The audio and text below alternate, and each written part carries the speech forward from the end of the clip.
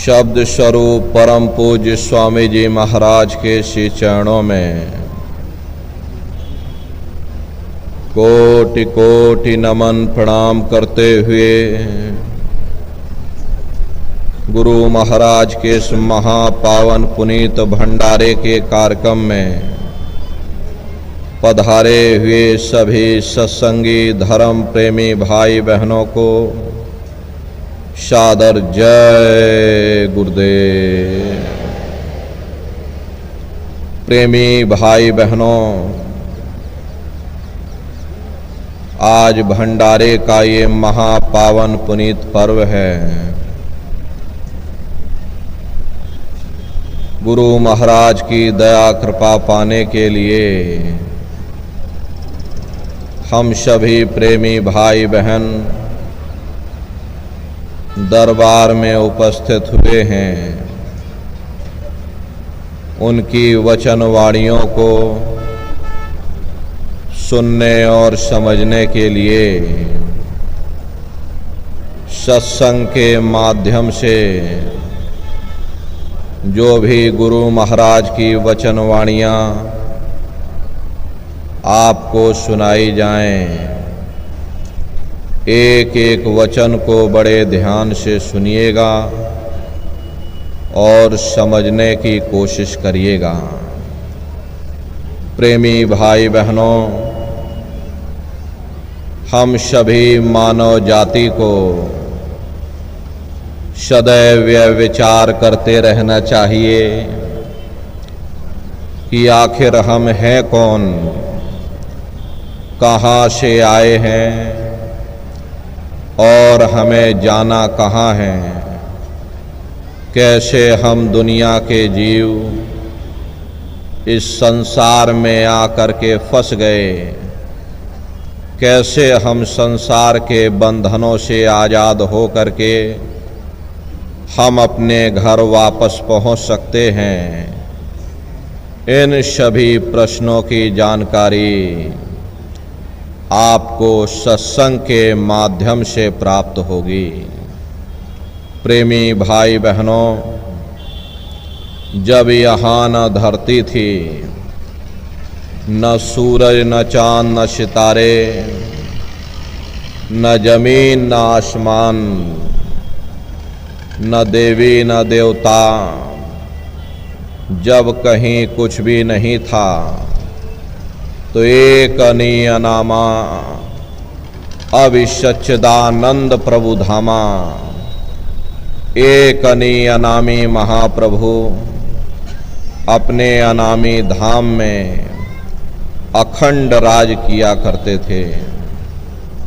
उस मालिक की मौज मर्जी उठी, उन्होंने 3 लोक का विस्तार किया, यानी अगम लोक, अलख लोक और सतलोक।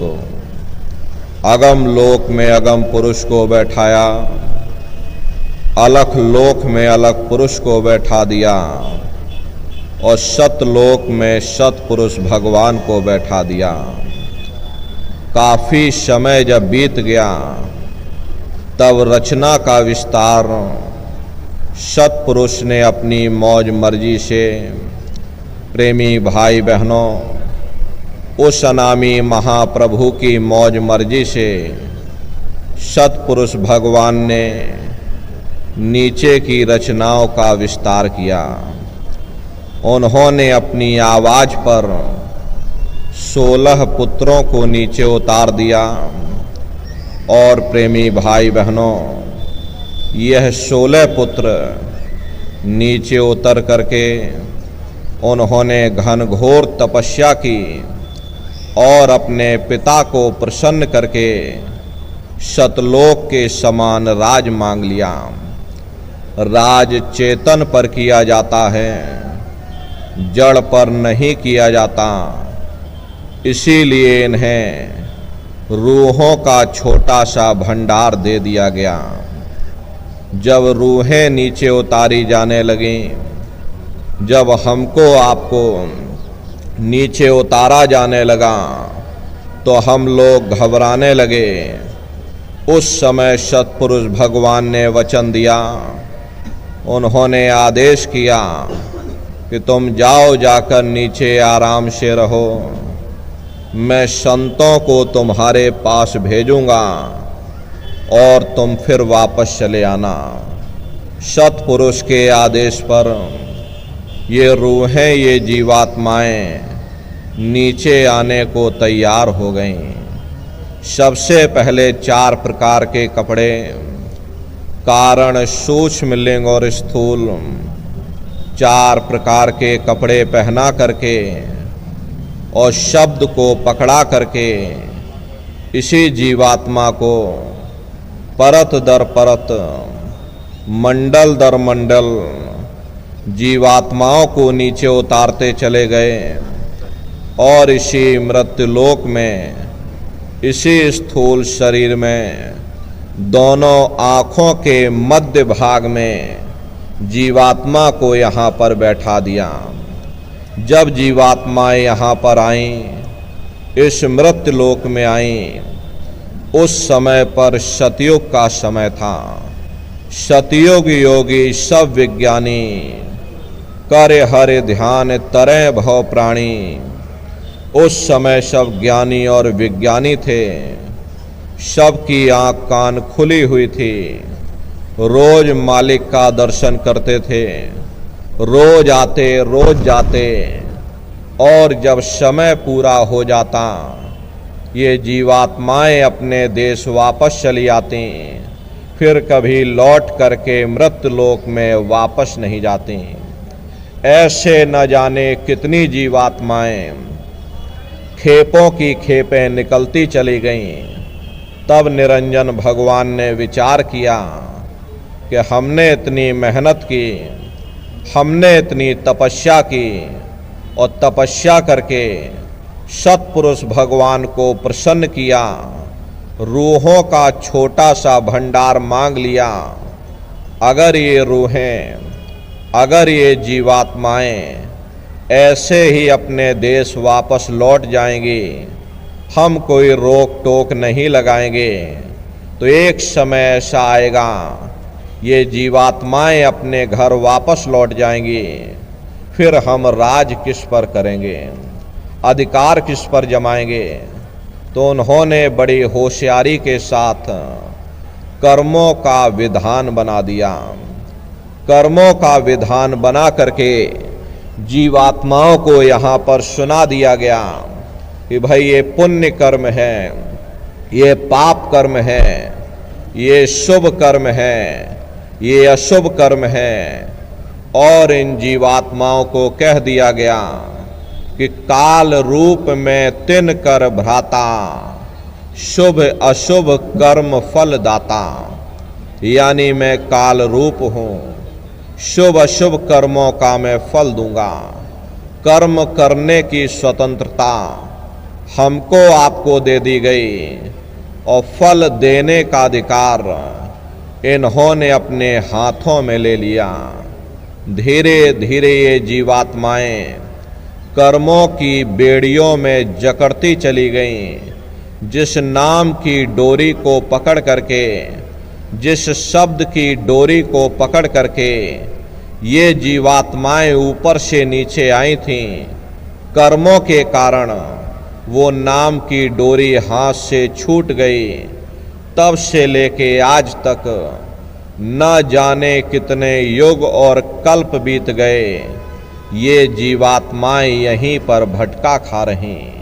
प्रेमी भाई बहनों, ये रूह सतनाम का अंश है, सत देश की रहने वाली है, लेकिन जब काल और माया के देश में आ गई तो काल और माया ने तन के पिंजरे में, यानी कि 5 तत्व के पिंजरे में जीवात्मा को कैद कर दिया। साथ में मन को इसकी चौकीदारी पर बैठा दिया गया ताकि ये जीवात्माएं यहाँ से निकलने ना पाएं। अब संत दया करके इन जीवात्माओं को निकालें तो निकालें, वरना प्रेमी भाई बहनों, अब आत्मा के वश की बात नहीं है। ये जीवात्मा अपने सामर्थ्य से, अपने बल से, इस मन के चंगुल से, काल माया के देश से आजाद हो सकें। महात्मा प्रेम से जीवों को समझाते हैं कि कर्ता ने काया रची, जुग जुग जग विस्तार, और सार दिए विसराय के, घर घर करत पुकार। यानी काल ने 5 तत्व का पिंजरा बना करके इन जीवात्माओं को पिंजड़े में कैद कर दिया। अब ये जीवात्माएं अपने घर को भूल चुकी हैं, अपने सच्चे देश को भूल चुकी हैं। इन्हें अब यह भी मालूम नहीं है कि हम कौन हैं, हम कहाँ से आए हैं और हमें जाना कहाँ है। प्रेमी भाई बहनों, युगों युगों से यह जीव अब अपने ही कर्मों के बंधन में बंद करके अलग अलग योनियों में भटकता फिर रहा। वेद पुराण कर्म उपराजा, या से करे जीव जग काजा। अब ये सारा संसार कर्मों के जाल में बंध गया। संत इस जाल के भेद को खोलते हैं, लेकिन देखो दुनिया वालों को, ये दुनिया वाले ऐसे ही संतों महात्माओं का विरोध करते हैं। वाल्मीकि जी महाराज ने राम के पैदा होने के 10,000 साल पहले ही पूरी रामायण बना करके रख दी थी। भाई तुम्हारे अंदर राम है, तुम्हारे अंदर रावण है, सब कुछ तुम्हारे अंदर है। लेकिन काल ने ऐसा जाल डाल रखा कि कोई भी जीव संतों महात्माओं की वचन वाणियों को सुनने और समझने के लिए अब तैयार ही नहीं हो पाता। अगर किसी साधक ने मेहनत करके अपनी साधना के द्वारा अंदर जाने की कोशिश भी की, तो काल ने उसे वहीं पर गिरा दिया। किसी को रिद्धि सिद्धि शक्ति दे करके बहला दिया, किसी को स्वर्ग की तृष्णा दे दी, किसी को वैकुंठ की तृष्णा दे दी। और अगर साधक फिर भी नहीं माना तो माया ने उसे गिरा दिया, या काल ने प्रेमी भाई बहनों कोई ना कोई विषय विकार लगा करके साधक को नीचे ही गिरा दिया। कोई दाव नहीं मार्ग पावे, धर धर देहि जन्म सिरावे। काल ने जीवों के निकलने के लिए कोई दाव नहीं छोड़ा, कोई रास्ता नहीं छोड़ा। प्रेमी भाई बहनों, अगर कोई रास्ता है तो केवल प्रेमी भाई बहनों वे संतों की शरण है, क्योंकि कर्म करने से हमें मुक्ति नहीं मिल सकती। यदि हम आप बुरे कर्म करेंगे बुरा नतीजा मिलेगा, अच्छे कर्म करेंगे अच्छा नतीजा मिलेगा। जैसा कर्म वैसा फल। युगों युगों से यह जीव अपने ही कर्मों के बंधन में बंद करके बंदर की तरह नाच रहा। कर्म कलंदर आप नचावे और बाजी लाए जीव भटकावे। जिस तरह से मदारी बंदर को घर घर नचाता है, ठीक उसी प्रकार से जीवों को उसके अपने कर्म नचा रहे। यदि प्रेमी भाई बहनों, ये संसार ही ऐसा कर्मों का देश है, कर्मों का यहाँ पर ऐसा विधान बना दिया, जैसे आप कर्म करोगे वैसा ही आपको फल मिल जाएगा। मुक्ति नहीं मिलती है, कर्मों का फल आपको मिल जाएगा। यदि आपने बुरे कर्म किए तो आप नरकों और चौरासियों में चले गए। यदि आपने अच्छे कर्म किए तो आप राजा महाराजा बन गए। कौमों मजहबों मुल्कों की आपने हुकूमत हासिल कर ली। लोहे की जंजीरें उतर गईं तो सोने की बेड़ियां पड़ गईं। हाथ से झाड़ू निकल गई, हुकूमत की बागडोर मिल गई। ज़्यादा से ज़्यादा हम स्वर्ग वैकुंठ में चले जाएंगे। वे भी भोग योनियां हैं, एक निश्चित समय के लिए हम लोगों को मिलती हैं, पुण्य कर्म समाप्त हो जाने के बाद में फिर हमको मृत्युलोक में डाल दिया जाएगा। वहाँ से जब आपको नीचे उतारा जाएगा तो किसी बड़े घर में आपका जन्म हो जाएगा। बड़े घर में जन्म लेने के बाद में कौन भला अच्छा कर्म करेगा, फिर बुरे खोटे कर्म किए, फिर नरकों और चौरासियों में चले गए।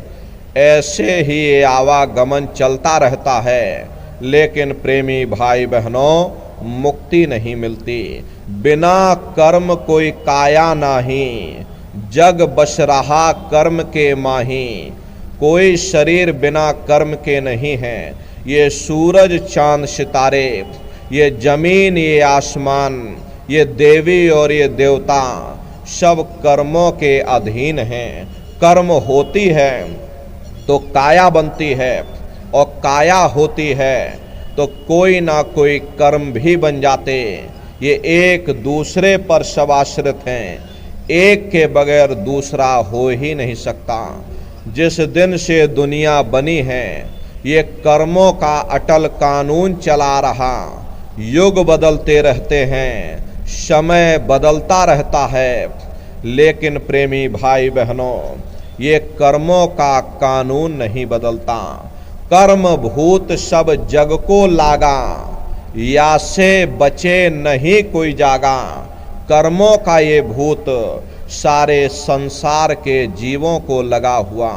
कोई ऐसी जगह नहीं जहाँ के कर्म ना हो। कर्मों के वशीभूत हो करके ये मनुष्य बार बार जन्म लेता और मरता है। जन्म लेने और मरने की पीड़ा सहता है, मामूली कष्ट नहीं होता। जन्मत मरत दुसह दुख हुई। सहजो बाई ने बयान किया है कि सहजो मौत आइया, अंग अंग दिया तोड़, और हिया जरे छाती फटे, उठे पीर घन घोर। गुरु महाराज हमारे सत्संग में फरमाते थे कि जैसे 1 लाख बिच्छू एक साथ मिल करके हमारी जिस्म पर डंक मारें, उससे भी लाखों करोड़ों गुना ज़्यादा मौत के समय में दर्द होता है। जब मृत्यु आती है तो किस तरह से प्राण निकलते हैं, प्राणों के निकलने की क्या प्रक्रिया होती है। देखो महात्मा समझाते हैं कि भाई सिमटत भास श्वास उठ जावे, और प्राण पति जब सिमट समावे, उस समय हमारी श्वासें रुक जाती, शरीर की चेतना पीछे सिमट जाती है। तो सबसे पहले गुदा चक्र ही टूटता है, क्योंकि प्रेमी भाई बहनों गुदा चक्र में पृथ्वी का वास होता। गुदा चक्र टूट करके ऊपर इंद्रिय चक्र में समा जाता। इंद्रिय चक्र में जल का वास होता, यानी जल ने पृथ्वी को घोल दिया। फिर जब इंद्रिय चक्र टूटेगा, ऊपर नाभि चक्र में समा जाएगा। नाभि चक्र में अग्नि का वास होता, यानी अग्नि ने फिर जल को सुखा दिया। ये नीचे से सिमटाव होता है, नीचे से ऊपर की ओर सिमटाव होता। फिर जब ये नाभि चक्र टूटेगा तो हृदय चक्र में समा जाएगा। हृदय चक्र में वायु का वास होता, यानी वायु ने अग्नि को अपने में समाहित कर लिया, और इस तरह से वायु आकाश में उड़ गई। जब यह कर्म कलाई उपजावे और बुद्धि सुरत की यान दबावे, जब यह जीवात्मा पांचों तत्वों को लांग करके जल पृथ्वी अग्नि वायु आकाश पांचों तत्वों को लांग करके ऊपर आती है, तो काल दाढ़ में आन दबानी, और जब ढर के नैनन से पानी। जब काल अपनी दाढ़ में दबाता है, उस समय नेत्रों से पानी निकलता है। इंद्रियां टूट टूट करके सब चकनाचूर हो जाती, सब रिश्ते नातेदार खड़े रह जाएंगे। डॉक्टर वैद्य हकीम सब आपको घेरे रह जाएंगे। लेकिन प्रेमी भाई बहनों, उस समय पर कोई तुम्हारी मदद नहीं करने वाला। लगे टकटकी दिखे न भाई, वाही समय को करे सहाई। उस समय जीव टकटकी लगाकर देखता कि कोई मेरी मदद कर दे, कोई नात रिश्तेदार, कोई सगे संबंधी, मेरे बेटा बेटी, मेरी पत्नी या मेरे पति, कोई मेरी मदद कर दे, कोई मुझे इस पीड़ा से निजात दिलवा दे। लेकिन प्रेमी भाई बहनों, उस समय पर सब आपको घेरे रह जाएंगे, लेकिन मदद कोई नहीं कर पाएगा। यमदूत आते हैं, जम के दूत घेर चहुफेरा, और निक्षय प्राण छोड़ के डेरा। यमदूत आते प्राणों की डोरी को तोड़ देते हैं और जीवात्मा को खींच करके इस शरीर से बाहर कर दिया जाता। जैसे ही ये जीवात्मा शरीर से अलग हुई, ये शरीर हमारा आपका मिट्टी हो जाता। इस मिट्टी को ले जा करके आप शमशान भूमि पर जला करके राख कर देते हो। जला करके राख कर दिया, मुसलमानों ने गाड़ दिया। ये कहानी तो यहाँ समाप्त हो गई। उधर देखो क्या होता, तुम्हारी जीवात्मा को ले जा करके ऊपर धर्मराज की कचहरी में पेश कर दिया जाएगा। वहाँ पलक झपकते ही तुम्हारे अच्छे बुरे कर्मों का हिसाब किताब हो जाएगा। धर्मराज तुमको सजा सुना देंगे, ले जाओ इनको फलाने नरक में डाल दो, क्योंकि मैंने इनको मौका दिया था जब ये माँ के गर्भ में उल्टे लटके हुए थे। उस समय इन्होंने मुझसे प्रार्थना की थी कि हे मालिक, मुझे एक बार मौका दे दो, मुझे एक बार मनुष्य शरीर दे दो, हम भजन करेंगे, भक्ति करेंगे, हम अपनी जीवात्मा का कल्याण करेंगे। तो मैंने इनकी पुकार सुन ली, इनको मैंने मनुष्य शरीर दे दिया और कह करके भेजा था कि भाई ये मनुष्य शरीर ये किराए का मकान है, ये तुम्हारा अपना नहीं है। अगर ये तुम्हारा अपना होता तो हमेशा तुम्हारे पास रहता। ये तुम्हारा अपना नहीं, ये मैंने तुमको कुछ समय के लिए ये किराए का मकान दिया है। हाँ, तुम अपनी जीवात्मा को मेरे किराए के मकान में बैठा करके मालिक की भक्ति करके अपनी जीवात्मा का कल्याण करा लेना। मैंने कुछ समय के लिए तुम सबको ये किराए का मकान दिया है। जब समय पूरा होगा मैं अपने सिपाहियों को भेजूंगा, उस समय पर तुम मेरे मकान को खाली कर देना। लेकिन इतना ध्यान रखना कि जैसा साफ सुथरा मैंने तुमको किराए का मकान दिया, वैसा ही साफ सुथरा तुम मुझको वापस लौटाना। लेकिन इस किराए के मकान में बैठ करके इन्होंने अच्छे बुरे कर्म कर डाले। मेरे किराए के मकान को इन्होंने अपने कर्मों से गंदा कर दिया, इसलिए कर्मों की सजा इनको मिलेगी। ले जाओ इनको फलाने नरक में डाल दो। प्रेमी भाई बहनों, महात्मा कभी झूठ नहीं बोलते। महात्माओं ने जब साधना किया, साधना करके जब ऊपर गए और ऊपर जा करके जब उन्होंने नरकों का हाल देखा, जीव कैसे नरकों में रो रहा, कैसे नरकों में चिल्ला रहा, कैसे वेदना को सह रहा, तब उन्होंने धर्म पुस्तक में बयान कर दिया, लोह के खम्भ तपत के माही, और जहाँ जीव को ले चिपटाई वहाँ लोहे के खम्भे अग्नि से धधक धधक कर लाल हो रहे। ऐसे खोटे जीवों को उन खम्भों में चिपटाया जाता। जीव हाय हाय करके तड़फता है। तड़फ तड़फ जीव जुलम बुखारी, और तपत खम्भ दुखी उपजे भारी। असहनी वेदना होती है, असहनी दुख दर्द होता। जीव वहाँ रोता और चिल्लाता रहता, अरे वाही करे खो करे सहाई, लोहा अगन धमन धोकाई, जो धमन से धोक लोहारा। लोहा जो अग्नि में डाला, जिस प्रकार से लोहार लोहे को अग्नि की भट्टी में तपा करके लाल करता है, वैसे ही प्रेमी भाई बहनों वहाँ भी बड़े बड़े खंबे, लोहे के बड़े बड़े खंबे अग्नि से तप करके लाल हो रहे। जीवों को उसी पर लिटा दिया जाता, जीव रोता और चिल्लाता रहता, लाखों लाख योजन मील तक जीवों के रोने और चिल्लाने की आवाज़ जाती।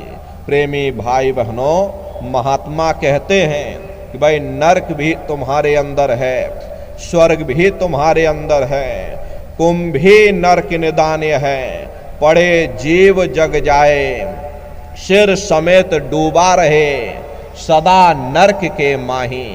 कुंभी कहते हैं घड़े के आकार का बड़ा विशाल नरक बना हुआ, उसमें दुनिया भर का मवाद, दुनिया भर का पाखाना भरा हुआ, बड़ी भारी बदबू उसी में से आती है, जीवों को उसी में डाल दिया जाता। जब ही नरक सिर ऊपर काढ़े, तब ऊपर जूते जब मारे। जैसे ही ये जीवात्मा अपने सिर को श्वास लेने के लिए कुंभी नरक से बाहर अपने सिर को निकालता, ऊपर यमदूत खड़े रहते, जूतियों से पिटाई करते, बड़े नौकदार भाले होते हैं। जूत प्रेमी भाई बहनों, उसी को चुभा दिया जाता, जीवात्माएं फिर उसी में डूब जाती हैं, युगों युगों तक डूबी रहती।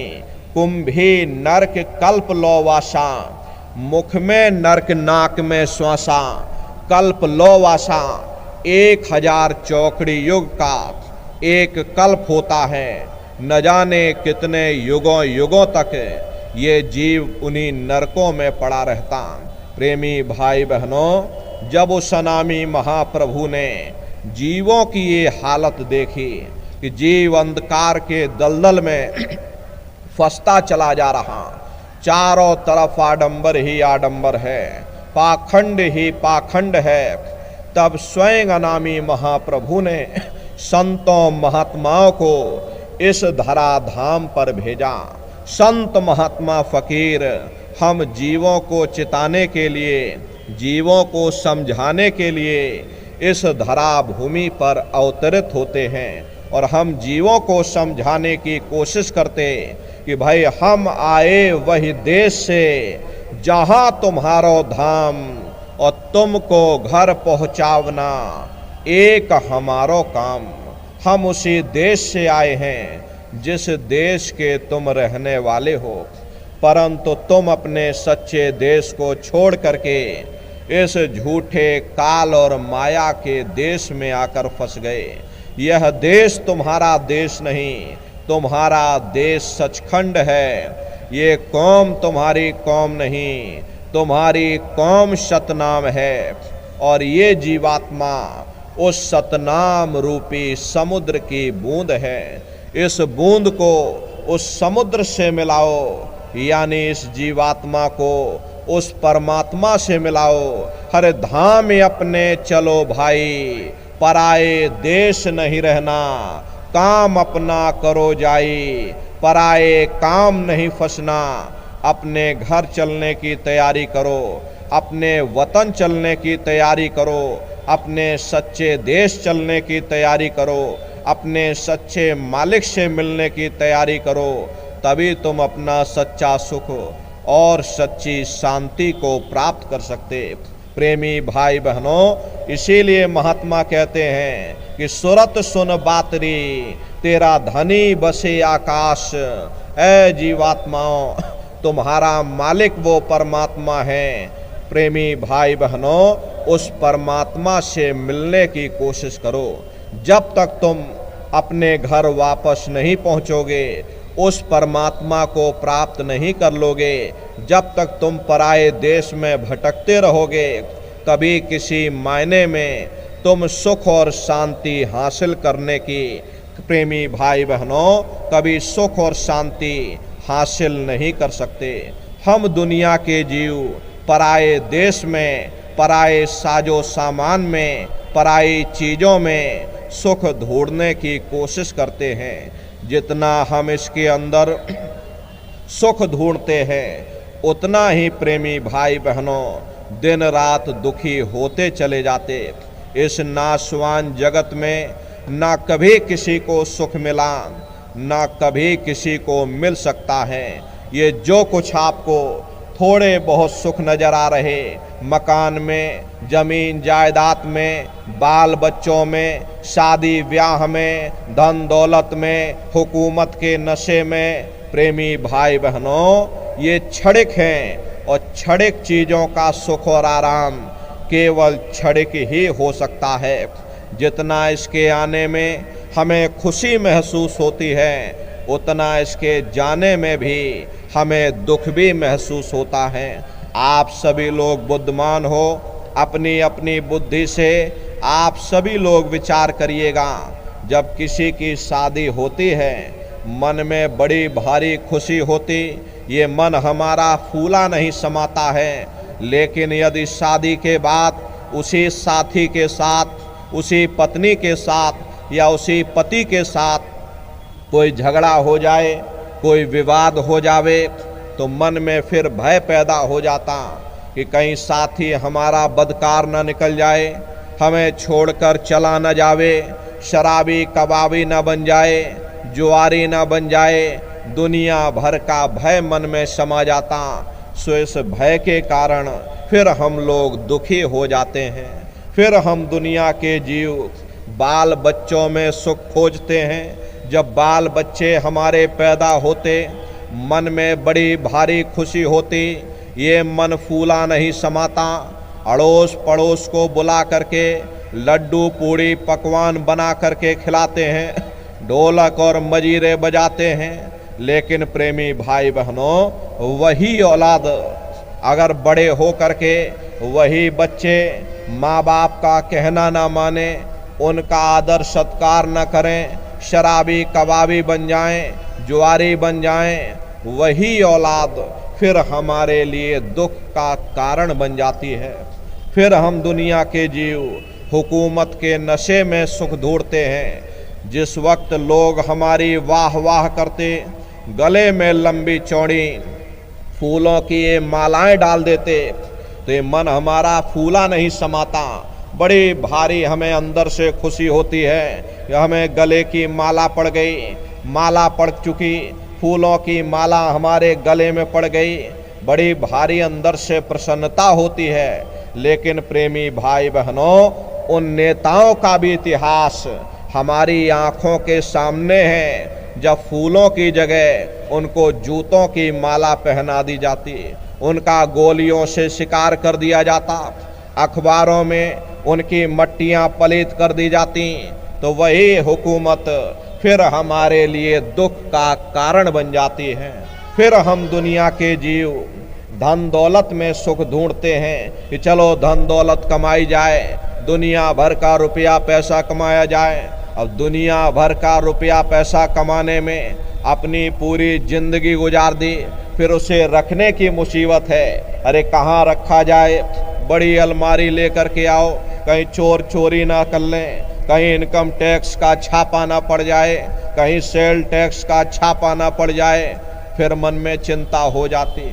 फिर इस चिंता के कारण फिर हम लोग दुखी हो जाते और फिर हम दुनिया के जीव शराबों कबाबों में, विषय विकारों में, इंद्रियों के भोगों में हम लोग फिर उसमें सुख ढूंढने लगते हैं। प्रेमी भाई बहनों, लेकिन जिस वक्त बीमारियों का हिसाब हमें अपने जिस्म पर देना पड़ता है, तब हमें होश आता है ये सुख का कारण है या दुख का कारण है। इसीलिए महात्मा कहते हैं, भाई इस नाशवान जगत में ना कभी किसी को सुख मिला, ना कभी किसी को मिल सकता। नानक दुखिया सब संसार, दुनिया का हर एक जीव अपनी अपनी जगह है, दुख और मुसीबतों से भरा हुआ। यही सहजोबाई ने फरमाया कि धनवंते सब ही दुखी, निर्धन है धन रूप, और साध सुखी सहजो कहे, पायो भेद अनूप।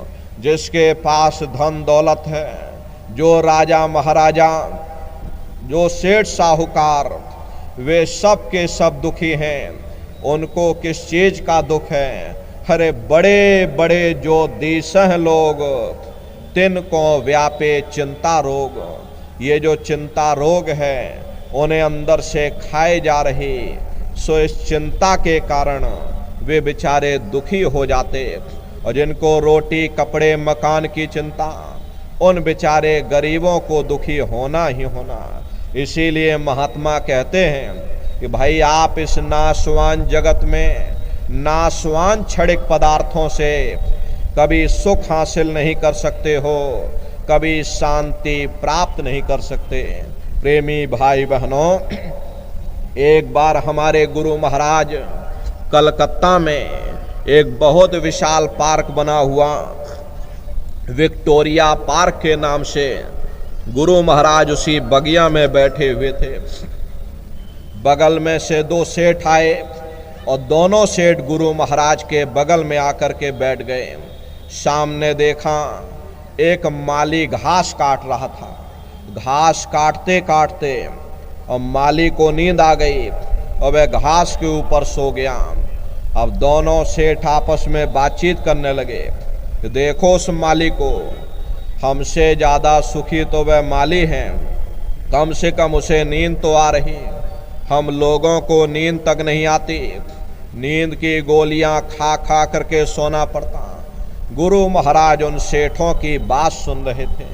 गुरु महाराज बोले कि अरे भाई सेठ जी, तुमने अपने आप क्यों फैसला कर लिया? अरे जाओ पहले माली से जा कर के पूछो क्या वो सुखी है या नहीं है। गुरु महाराज की बात को मान करके दोनों सेठ माली के पास गए, जगा करके पूछा, भाई हमारे सवाल का जवाब दे दो, क्या तुम सुखी हो या नहीं हो? तो माली बोला, अरे बाबूजी, हम कहाँ सुखी हैं? सुखी तो देखो महलों में जो रह रहे, ऊंची ऊंची इमारतों में जो रह रहे, एयर कंडीशन में जो लोग रह रहे, वे लोग सुखी हैं, हम कहाँ सुखी। गुरु महाराज उसकी बातों को सुनकर हंसने लगे। गुरु महाराज बोले कि देखो सेठ कह रहा कि माली सुखी है, माली कह रहा कि सेठ सुखी है, और वास्तविकता यही है, यहाँ कोई सुखी नहीं। ना सुख विद्या के पढ़े, ना सुख वाद विवाद, और साध सुखी सहजो कहे, जो लागे शून्य समाध। ना आलिम फाजिम सुखी हैं, न गुणी ज्ञानी सुखी हैं, न बड़े बड़े विद्वान सुखी हैं। अरे सुखी वही है जिसने दुनिया में से अपने मन को निकाल करके और मालिक के चरणों में मालिक की भक्ति की तरफ लगाया हुआ। इसीलिए महात्मा समझाते हैं, भाई अगर आप इस संसार में सुख पाना चाहते हो, शांति पाना चाहते हो, तो लगो तुम अब चढ़कर सतनाम, उस सतनाम की खोज करो, उस मालिक की भक्ति करो। क्योंकि जितना अरसा, जितना समय तुम्हारा ध्यान मालिक की भक्ति में लगा रहेगा, हम दुनिया के जीव जरूर सुख हासिल कर सकते। और अगर हमारा ध्यान मालिक की भक्ति से हट जाएगा तो यह सारी दुनिया हमारे लिए दुख का रूप बन करके खड़ी हो जाएगी। प्रेमी भाई बहनों, आप अपनी बुद्धि से विचार करिए। एक छोटा सा बच्चा अपने पिता की उंगली पकड़ करके मेला या नुमाइश में घूमने जाता है। उसे मेले की हर साजो सामान बड़ी खूबसूरत नजर आती। किसी जगह खेल खिलौनों की दुकानें लगी, कहीं गुड्डे गुड़ियों की दुकानें लगी, कहीं झूलों की दुकानें लगी, कहीं मिठाई और पकवान की दुकानें लगी। वो बच्चा सोचता है कि शायद ये खुशी हमको मेले के इस साजो सामान से प्राप्त हो रही। और अगर भूल करके भी वो बच्चा, प्रेमी भाई बहनों, अपने पिता की उंगली छोड़ देता तो वह सारा साजो सामान उसी जगह रहता है, लेकिन बच्चा रोने चिल्लाने लगता, चीखने लगता। तब उसे खुद ब खुद महसूस होता, ये खुशी हमें तभी तक प्राप्त हो सकती जब तक हमने अपने पिता की उंगली पकड़ रखी थी। अरे हमारा पिता कौन है? वो परमात्मा है, वो परमेश्वर है जिसने अंड खंड ब्रह्मांड की रचना की। जितना अरसा, जितना समय हमारा ध्यान मालिक की भक्ति में लगा रहेगा, हम दुनिया में 2-4 दिन जरूर सुख हासिल कर सकते हैं। और अगर हमारा ध्यान मालिक की भक्ति से हट जाएगा तो ये सारी दुनिया हमारे लिए दुख का रूप बन करके खड़ी हो जाएगी। इसलिए प्रेमी भाई बहनों, चारों तरफ से अपने ख्याल ध्यान को समेट करके एक चित्त हो करके उस मालिक की भक्ति करो। ऐसा मत करना कि गंगा गए तो गंगा राम बन गए और जमुना गए तो जमुना दास बन गए। हरे जप भी कर लें, तप भी कर लें, पूजा भी कर लें, पाठ भी कर लें, कोई ना कोई उपाय कारगर होगा ही। प्रेमी भाई बहनों, इस बात को हमेशा ध्यान में रखिएगा। जो पानी 100 सुराखों से बहेगा वो कभी खेत नहीं सींच सकता है। अगर हम अपने ध्यान को दुनिया में चारों तरफ फैलने देंगे, हम कभी कुछ भी प्राप्त नहीं कर सकते। एक है साध है सब सद है। इसलिए अपने गुरु की उंगली पकड़ लो। अरे गुरु तुम्हारा सच्चा रहबर है, गुरु तुम्हारा सच्चा साथी है। हरे प्रेमी भाई बहनों, इस कलयुग में केवल गुरु की ही महिमा है। गुरु ही एक आधार है, गुरु ही हैं जो जीवात्मा को इस भव सागर से पार लगा सकते। और प्रेमी भाई बहनों, गुरु के बगैर कोई भी जीवात्मा इस भव सागर से पार नहीं जा सकती।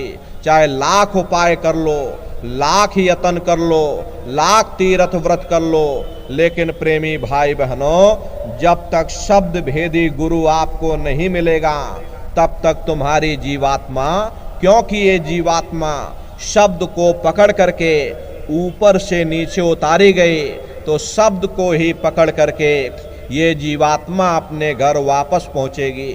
इसके लिए शब्द भेरी गुरु की तलाश करनी होगी।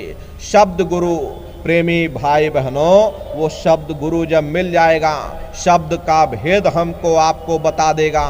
जब शब्द का भेद मिल जाएगा तब ये जीवात्मा शब्द को पकड़ करके अपने घर वापस पहुंचेगी। इसीलिए प्रेमी भाई बहनों, इस कलयुग में केवल गुरु की ही महिमा है। इसीलिए साधक कहता है, गुरु है अगम अपार अनामी, गुरु बिन दूसरे और न जानी। प्रेमी भाई बहनों, ईश्वर परमेश्वर ब्रह्म पार ब्रह्म, सतनाम से भी कोई आगे है, ऊपर है, जिसे हम अनामी कहते, वह केवल मेरा गुरु है। न ही ब्रह्मा न विष्णु महेशा, न ईश्वर परमेश्वर शेषा। गुरु के मुकाबले न ब्रह्मा हैं जो दुनिया को बनाते हैं, न विष्णु हैं जो दुनिया को पालते हैं, न शिव हैं जो दुनिया का संहार करते, न ईश्वर हैं जो सहस्र दल कवल के मालिक हैं, न परमेश्वर हैं जो त्रिकुटी के मालिक हैं। गुरु इन सब से ऊपर जाता है। सत्य नाम जानू ना नामी, लिख ग्रंथ सब करत बखानी। राम कृष्ण ही 10 अवतारी, व्यास वशिष्ठ नाद कुमारी। गुरु के मुकाबले न राम है न कृष्ण है, न ऋषि है न मुनि है। जोगी जति तपी ब्रह्मचारी, जनक सनक सन्यास विचारी। गुरु के मुकाबले न जोगी हैं न जति हैं, न तपस्या करने वाले तपस्वी हैं। हरे आत्म परमात्म नहीं मानू, अक्षर निहक्षर नहीं जानू। गुरु के मुकाबले ना आत्म पद यानी कि सहस्र दल कवल है, ना परमात्म पद यानी कि त्रिकुटी है, न अक्षर यानी पार ब्रह्म देश है, न निअक्षर यानी भंवर गुफा है। गुरु इन सब से आगे जाता। सत्य नाम जानू ना नामी, लिख ग्रंथ सब करत बखानी। गुरु के मुकाबले न मैं सत्य नाम को जानता हूँ और ना ही मैं अनामी को जानता। हरे प्रेमी भाई बहनों, ये गुरुमत है। ये युगों युगों से चली आ रही, इसमें कोई शक संदेह की बात नहीं। वो परमात्मा तुम्हारे घट घट में विराजमान है, लेकिन उसके होते हुए भी तुमने करोड़ों जन्म ठोकरें खाई, अरे जब तक गुरु नहीं मिला तुम दर बदर भटकते रह गए। और जब गुरु मिल गया, गुरु ने तुमको राह दे दी, अंड खंड ब्रह्मांड के दर्शन करा दिए, तब ये साधक कहता है कि गुरु ने सबका पद दर्शाई और जस जस जिनकी तस गत गाई। गुरु ने कुंजी लगा करके अंतर घट का ताला खोल दिया, अंड खंड ब्रह्मांड के दर्शन करा दिए। तब ये साधक कहता है भाई सबको करूं प्रणाम जोड़कर, पर कोई नहीं गुरु समसर। मैं सबको प्रणाम करता हूँ, मैं सबका आदर सत्कार करता हूँ, मैं सबको नमन करता हूँ, लेकिन जो प्रेम मेरा मेरे गुरु के साथ है वह किसी दूसरे के साथ नहीं हो सकता। प्रेमी भाई बहनों, ये गुरमत है। इसीलिए महात्मा कहते हैं भाई एक मन एक चित्त हो करके अपने गुरु पर भरोसा रखो, गुरु पर विश्वास रखो। हरे प्रेमी भाई बहनों, उनके बताए हुए रास्ते पर चल पड़ो। अरे सतगुरु पर करो भरोसा, फिर करो न कुछ अफसोसा। बगैर भरोसे और विश्वास के एक कदम चलना भी मुश्किल पड़ जाता। हरे प्रेमी भाई बहनों, जब हम रेलवे स्टेशन पर जा करके और टिकट खरीद करके रेलगाड़ी में बैठ जाते हैं तो हमें पूरा भरोसा होता है नहीं हम अपने ज़िले में ज़रूर पहुंच जाएंगे, भले ही रेलगाड़ी लेट हो जाए। लेकिन अगर रेलगाड़ी पर बैठ गए तो हमें पूरा भरोसा हो जाता भाई देर सवेर ये रेलगाड़ी हमको अपने ज़िले में अपने घर पर ज़रूर पहुंचा देगी। ठीक उसी प्रकार से जब सतगुरु ने हमें नाम दे दिया, दौड़धाम जाने की टिकट दे दी, तो एक ना एक दिन हम अपने सच्चे देश सच्चे घर जरूर पहुंचेंगे। नाम रूपी जीव कभी नरकों में नहीं जाता, ना ही महात्मा ऐसे जीवों को छोड़ते हैं। जिन जिन को महात्माओं ने नाम की बख्शीश कर दी, ऐसे प्रेमी भाई बहन कभी नरकों में नहीं जाते। क्योंकि गुरु नानक साहब का एक जीव जब नरक में चला गया, गुरु नानक साहब को जाना पड़ा और उनके जाने पर ये फल हुआ, पूरा नरक ही ठंडा कर दिया गया। प्रेमी भाई बहनों, तभी से आज तक कोई भी जीव नरकों में नहीं जाता। जिन्होंने गुरु ने जिसको जिसको नामदान दे दिया, ऐसे जीव कभी नरकों में नहीं जाते। ये बात अलग है कि अगर आपने कोई कर्म किए हैं, 84 में जाओगे, जरूर निश्चित जाओगे। 84 में जा करके कर्मों का भुगतान करोगे और फिर तुमको मृत्यु लोक में इसी मनुष्य शरीर में दोबारा जन्म मिल जाएगा। तो प्रेमी भाई बहनों, ये मनुष्य शरीर बराबर मिलता रहेगा जब तक तुम्हारी जीवात्मा अपने घर वापस नहीं पहुंचेगी, तब तक तुमको ये मानव तन मिलता रहेगा, बार बार मिलेगा। चाहे दुख में भजन करो और चाहे सुख में भजन करो। अपने संगत में ऐसे ऐसे जीव हैं जो कबीर साहब के जमाने से पड़े हुए।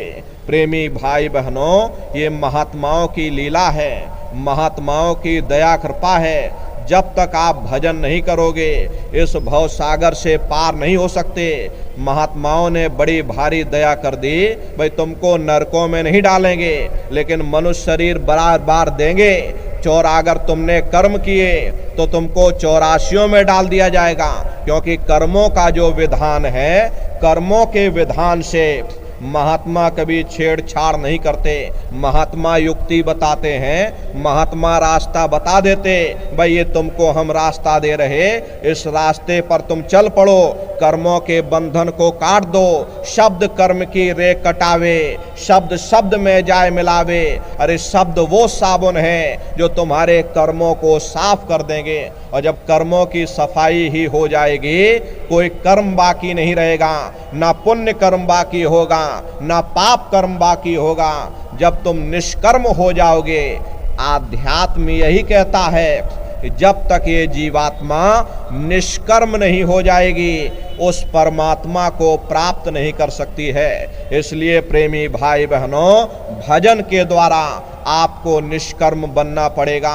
अपने अच्छे बुरे कर्मों की सफाई करके अपने घर वापस चलना पड़ेगा। अपने घर चलने की तैयारी करो। संत महात्मा फकीर यही समझाने के लिए आते हैं। भाई प्रेमी भाई बहनों, ये तो महात्माओं की बड़ी भारी दया कृपा पर हो गई, आपको नाम की बख्शीश कर दी। अब आपको भी अपना कर्तव्य निभाना है, आपको भी कुछ मेहनत करनी है, आपको भी दया के घाट पर बैठ करके सुरत शब्द नाम की कमाई करनी है। अब करोगे नहीं प्रेमी भाई बहनों, टूरी है। इसलिए प्रेमी भाई बहनों, ये मानव तन आपको बार बार नहीं मिलेगा। प्रेमी भाई बहनों, ये अवसर आपको मिल गया है। आप लोग इस अवसर का लाभ उठाइए। मनुष्य रूपी मंदिर में बैठ करके और नित्य सुरत शब्द नाम की कमाई, सुमरन ध्यान भजन करिए। महात्माओं की बड़ी भारी दया आप पर हो गई। 700 वर्षों के अंदर संत महात्मा फकीर आए। सबसे पहले कबीर साहब आए, उसके बाद और भी महात्मा, कबीर, नानक, दादू दरिया, भीखा, रविदास, पलटू जगजीवन, ईसा मूसा, मोहम्मद साहब, बहुत से महात्मा आए। नाम की अमोलक दौलत प्रेमी भाई बहनों जीवों को बख्शीश की। अरे आपकी भी जिम्मेदारी बनती है, आपका भी कर्तव्य बनता है कि जो नाम की दौलत संतों महात्माओं ने हमको दे दी, नाम की दौलत पर बैठ प्रेमी भाई बहनों कमाई करके अपने घर वापस चलने की तैयारी करें। अब मुफ्त की जो चीज़ मिलती है हम लोग कदर नहीं कर पाते। अगर मेहनत करके हमको नाम की दौलत मिले, नामदान मिले, तो प्रेमी भाई बहनों हम लोग उसकी कद्र जाने, लेकिन मुफ्त की चीज़ की कोई कद्र नहीं होती। प्रेमी भाई बहनों, एक आदमी का मन हुआ, उसका मन करने लग गया भाई हमको बर्फ़ी खानी है। अब पैसे जेब में थे नहीं, करे तो करे क्या। मजदूरी की मेहनत किया, 4 पैसे कमा करके दौड़ करके गया दुकान पर और दुकान से बर्फ़ी की जगह साबुन की किच्चियाँ ले आया और साबुन की किच्चियाँ ला करके और नाले के किनारे बैठ करके खाने लगा। मुंह में से उसके झाग निकल रहा। किसी ने पूछा भाई क्या खा रहे हो? कह रहे हम बर्फ़ी खा रहे। प्रेमी भाई बहनों, जब मेहनत करके कोई चीज़ आपको मिलेगी तो बर्फ़ी का ही स्वाद आएगा। प्रेमी भाई बहनों, अरे अहो भाग्य है आपका, आपको दौलत लुटा दी गई, नाम की अमोलक दे दी गई, अगर फिर भी आपने भजन न किया, ये प्रेमी भाई बहनों, ये समय आपका व्यर्थ चला जाएगा, सौसों की पूंजी बर्बाद हो जाएगी।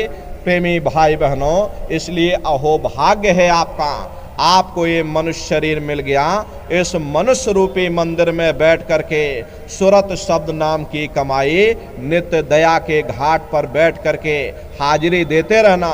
बहुत से प्रेमी भाई बहन शिकायत करते हैं कि हमारा मन नहीं लगता या हमको नींद आ जाती।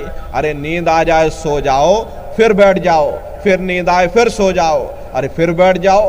प्रेमी भाई बहनों, दया के घाट पर बैठ करके तुम हाजिरी देते रहोगे, कोई ना कोई लहर ऐसी आएगी जो तुमको सराबोर करके चली जाएगी। लेकिन प्रेमी भाई बहनों, अगर दया के घाट पर हम बैठे ही ना, हमने दया कृपा प्रेमियों अगर हमने ले ही ना पाए, तो फिर प्रेमी भाई बहनों ये समय हमारा व्यर्थ चला जाएगा। इसलिए आप अपना अपना नियम बनाइए, दया के घाट पर बैठ करके नित्य सुमरन ध्यान और भजन करिएगा। अरे 2 आंसू अपने मालिक के लिए गिराओ, किसी को दिखाने की जरूरत नहीं है, वो मालिक सब कुछ देख रहा कि कौन बच्चा मेरे लिए रो रहा, कौन बच्चा मेरे लिए तड़प रहा। जब सच्ची आत्म तड़प पैदा होगी तो वह मालिक बर्दाश्त नहीं कर पाएगा। लेकिन जब तक ये बनावटी तड़प है, जब तक ये दिखावा है, तब तक वो कुछ नहीं करता, ऊपर बैठ करके सिर्फ देखता रहता कि ठीक है बच्चा माया के मसाले में खेल रहा, इसे स्वाद मिल जाता है, ये हंसने लगता है, नहीं मिलता ये रोने लगता है, इसे मेरे दर्शन की कोई चाह नहीं, इसे तो दुनिया के साजो सामान की चाह है। ऐसी दीवानी दुनिया भक्ति भाव नहीं बूझे, कोई आवे तो बेटा मांगे, यही गुसाई दीजे। कोई आवे दुख का मारा, हम पर कृपा कीजिए। कोई आवे तो दौलत मांगे, भेंट रुपया लीजिए। कोई रचावे ब्याह सगाई, सुनत गुसाई रीझे। और साचे का कोई ग्राहक नाही, झूठ है जगतपति जे। और कहे कबीर सुनो भाई साधो, अंधों को क्या कीजिए। हर इस तरह से मन की इच्छाओं को, मन की मांगों को लेकर के हम लोग आते हैं। अरे इस जड़ संसार में ये मन की ख्वाहिशें, ये मन की मांगें ना कभी किसी की पूरी हुई, ना कभी हो सकती। मान लो आपकी एक इच्छा पूरी हो गई, ये मन दूसरी इच्छा लेकर खड़ा हो जाएगा। और मान लो दूसरी इच्छा भी पूरी कर दी गई, ये मन तीसरी इच्छा लेकर के खड़ा हो जाएगा। कबीर मन मैला भया, या में बहुत विकार। और यह मन कैसे धोइए, और साधु करो विचार। फिर कहते हैं कि गुरु धोबी शिष कापड़ा, साबुन सिरजनहार। और सुरत शिला पर धोइए, निक्षय रंग अपार। ये मन बड़ा ही दगेबाज और फरेबी है। इसकी दुरुस्ती के लिए सत्संग बहुत जरूरी।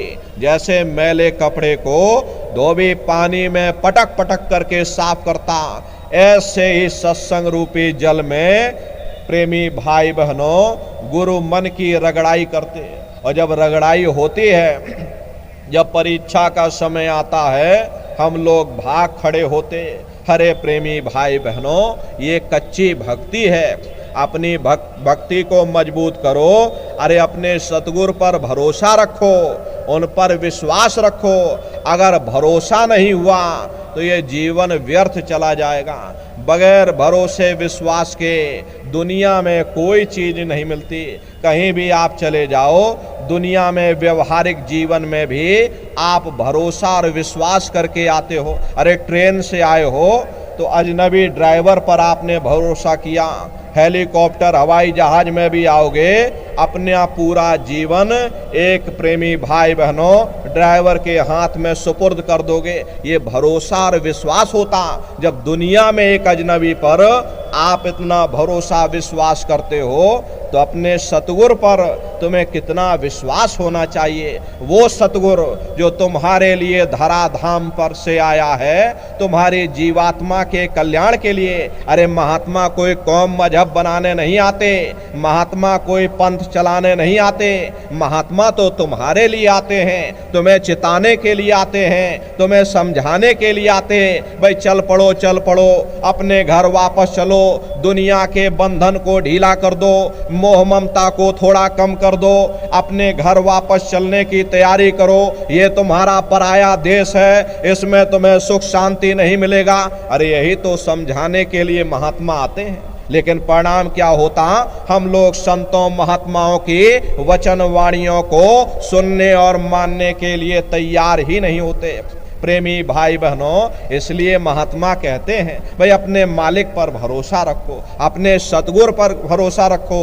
देखो हुजूर राय साहब शालिग्राम जी महाराज, उनका कोई मामूली ओहदा नहीं था। प्रेमी भाई बहनों, उस समय पर आप उत्तर प्रदेश के पोस्ट मास्टर जनरल हुआ करते थे। पोस्ट मास्टर जनरल का ओहदा अपने आप में बड़ा रुतबेदार ओहदा हुआ करता था। आप अपने गुरु की सेवा में इस कदर से लीन थे या आप आगरा में ही गुरु महाराज के घर से 2.5 किलोमीटर दूर यमुना नदी से पानी की गगरी भर करके अपने गुरु जी के लिए स्नान के लिए लाया करते थे। अब जिस बाजार से आप होकर के गुजरते थे, वो बाजार आपकी बिरादरी वालों का था। अब बिरादरी वालों ने ताने मारने शुरू कर दिए, अरे इतना बड़ा अफसर हो करके इसकी मति को क्या हो गया, इसकी बुद्धि को क्या हो गया, ये साधुओं के पीछे दौड़ लगाता। जब आपको इस बात का पता चला तो उन्होंने अपने पैरों में घुंघरू और बांध लिए, ताकि जिसको ना पता चला हो उसको भी पता चल जाए। इसको कहते हैं सच्चा प्रेम। अरे जिसके हृदय में प्रेम का चिराग जल जाता है, वे दुनिया के तानों बानों का, दुनिया के लोक लाज की परवाह नहीं करते। जाके हृदय गर गुरु प्रतीति और काल कर्म बातें नहीं जीती। जिसके हृदय में अपने गुरु के प्रति प्रेम है, श्रद्धा, आस्था, विश्वास है, ऐसे प्यारे साधकों को अंतिम समय में स्वयं सतगुरु लेने आते हैं। जो बेमुख गुरु से फिरते सो भव सागर में गिरते।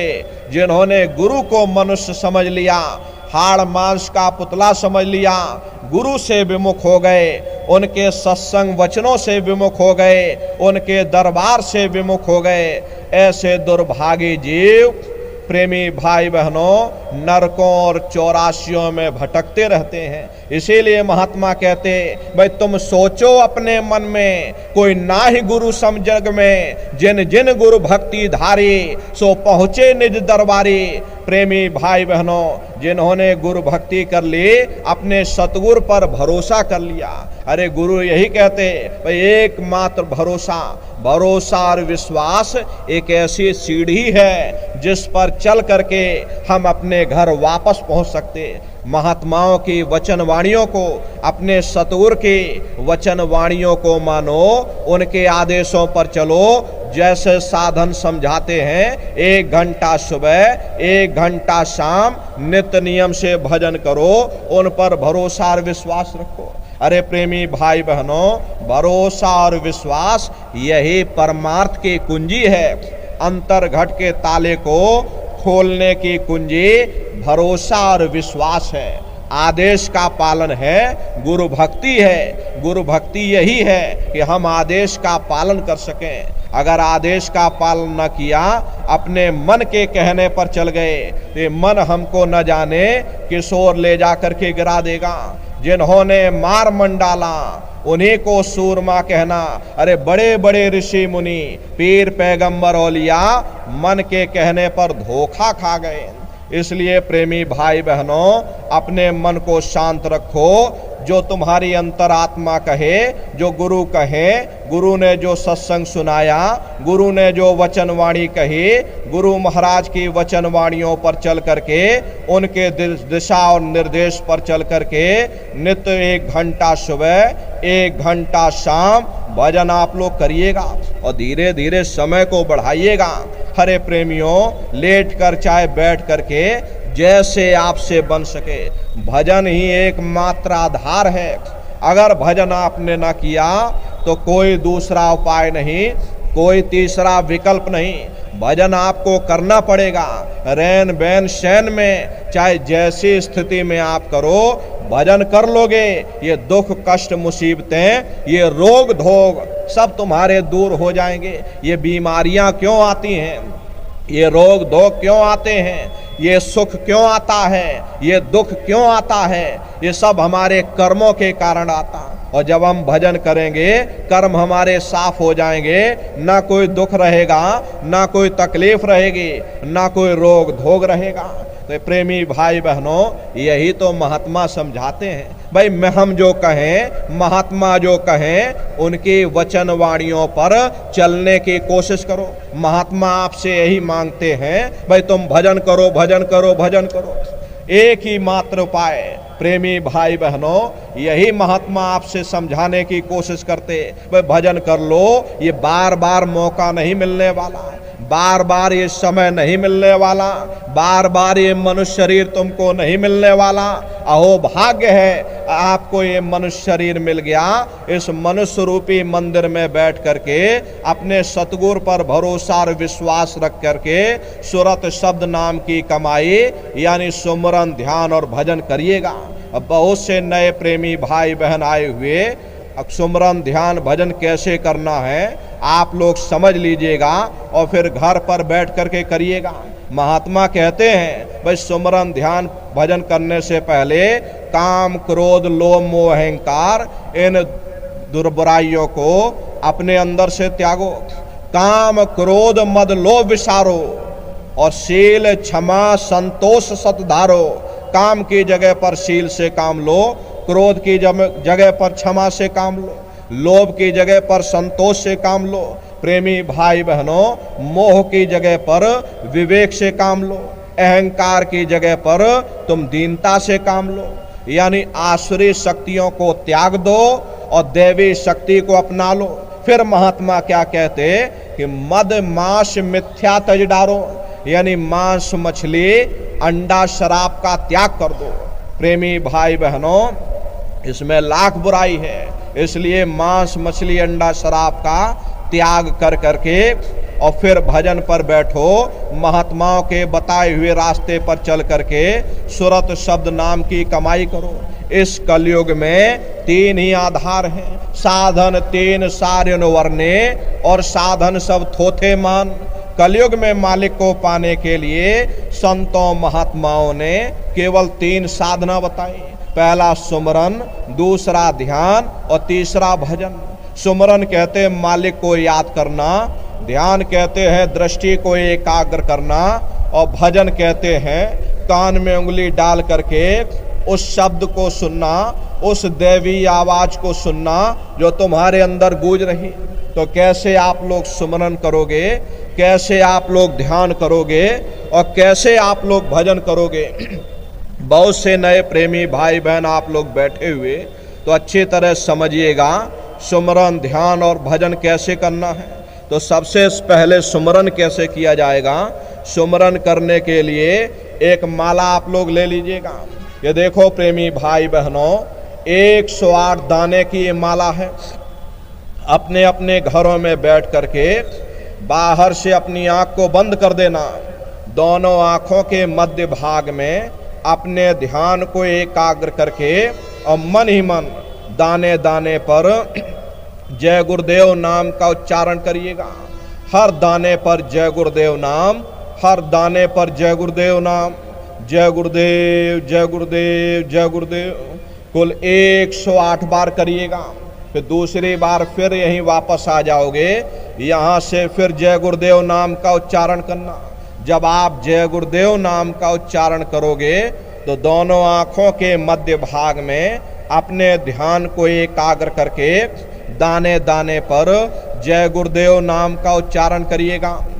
जिसको आप याद कर रहे हो, एक समय ऐसा आएगा वो अंतर में तुम्हारे सामने प्रकट हो जाएगा। उसके स्वरूप को देख लेना, फिर उसी के स्वरूप को याद करके जय गुरुदेव नाम का सुमरन सभी नए प्रेमी भाई बहन करिएगा। दूसरी बार फिर यहीं से जय गुरुदेव नाम का सुमरन, तीसरी बार फिर यहीं से जय गुरुदेव नाम का सुमरन। इस तरह से कुल 8 बार जय गुरुदेव नाम का सुमरन सभी नए प्रेमी भाई बहन सबसे पहले करेंगे। 8 बार करने के बाद ये माला आप रख देना।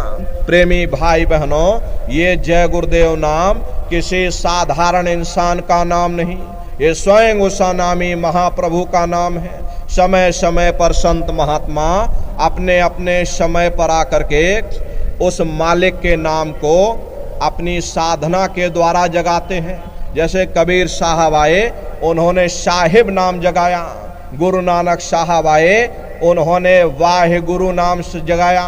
गोस्वामी जी महाराज आए, उन्होंने राम नाम जगाया। मीराबाई आई, उन्होंने गिरधर नाम जगाया। इसी तरह से हमारे गुरु महाराज इस कलयुग में जय गुरुदेव नाम जगा करके गए। जय गुरुदेव नाम का जहाज लगा कर गए। अगर इस जहाज पर सारी दुनिया बैठेगी, ये जहाज सारी दुनिया को पार करेगा। इसलिए प्रेमी भाई बहनों, जय गुरुदेव नाम का सुमरन आप सभी नए प्रेमी भाई बहन सबसे पहले करिएगा। एक है साध है सब सद है और सब साध है सब जाए। अपने गुरु की उंगली पहले पकड़ लो। गुरु तुम्हारा सच्चा रहबर है, गुरु तुम्हारा सच्चा साथी है। हरे गुरु ब्रह्मा गुरु विष्णु महेशा, गुरु ईश्वर परमेश्वर शेषा। प्रेमी भाई बहनों, गुरु पूजा में सबकी पूजा, गुरु की पूजा में सभी की पूजा हो जाती है। इसीलिए महात्मा कहते हैं कि गुरुर ब्रह्मा गुरुर विष्णु गुरुर्देवो महेश्वरः गुरुर साक्षात पार ब्रह्म तस्मै श्री गुरुवे नमः। 3 लोक 9 खंड में और गुरु से बड़ा न कोई, करता करे न कर सके, गुरु करे सो हुई। इसलिए प्रेमी भाई बहनों, जय गुरुदेव नाम का सुमरन सभी नए प्रेमी भाई बहन सबसे पहले करिएगा। नामदान की प्रक्रिया को नए प्रेमियों के लिए सरल किया गया, वरना बहुत से प्रेमी हैं, अगर उनसे पूछा जाए भाई नाम रूप स्थान गाजे बाजे बता दो, वो तक भूल जाते। अब इतने पुराने हो करके आज तक याद नहीं कर पाए हो तो बड़ा भारी दोष लगता है। इसीलिए नए जीवों के लिए ये रास्ता सरल से सरल किया गया। लेकिन जो पुराने प्रेमी भाई बहन हैं, गुरु महाराज के नामदानी, जैसे आपको बताया गया, गुरु महाराज ने जैसे समझाया, आपको उसी तरह से करना है। ये रास्ता केवल नए प्रेमी भाई बहनों के लिए है। बहुत से नए बूढ़े बुजुर्ग हैं, माताएं बहनें बच्चे बच्चियां हैं, नहीं याद कर पाते, नहीं समझ पाते हैं, उनके लिए गुरु महाराज की दया कृपा मौज हुई, ये रास्ता और सरल हो गया। प्रेमी भाई बहनों, तो जय गुरुदेव नाम का सुमरन सभी नए प्रेमी भाई बहन सबसे पहले करिएगा। सुमरन करने के बाद में फिर आप ध्यान पर बैठिएगा। ध्यान कहते हैं दृष्टि को एकाग्र करना। कैसे आप लोग ध्यान करोगे जरा अच्छी तरह से समझ लो। अपने अपने घरों में पलथी मार करके बैठिएगा। बाहर से अपनी आंख को बंद कर लेना। दोनों आंखों के मध्य भाग में जहां देवियां बिंदी लगाती हैं और पुरुष जहां पर टीका लगाते, दोनों आंखों के मध्य भाग में दूर सामने देखिएगा। सामने आपको अंधेरा दिखाई पड़ेगा। बस उसी अंधेरे में एक जगह पर आप अपनी दृष्टि को एकाग्र करिएगा।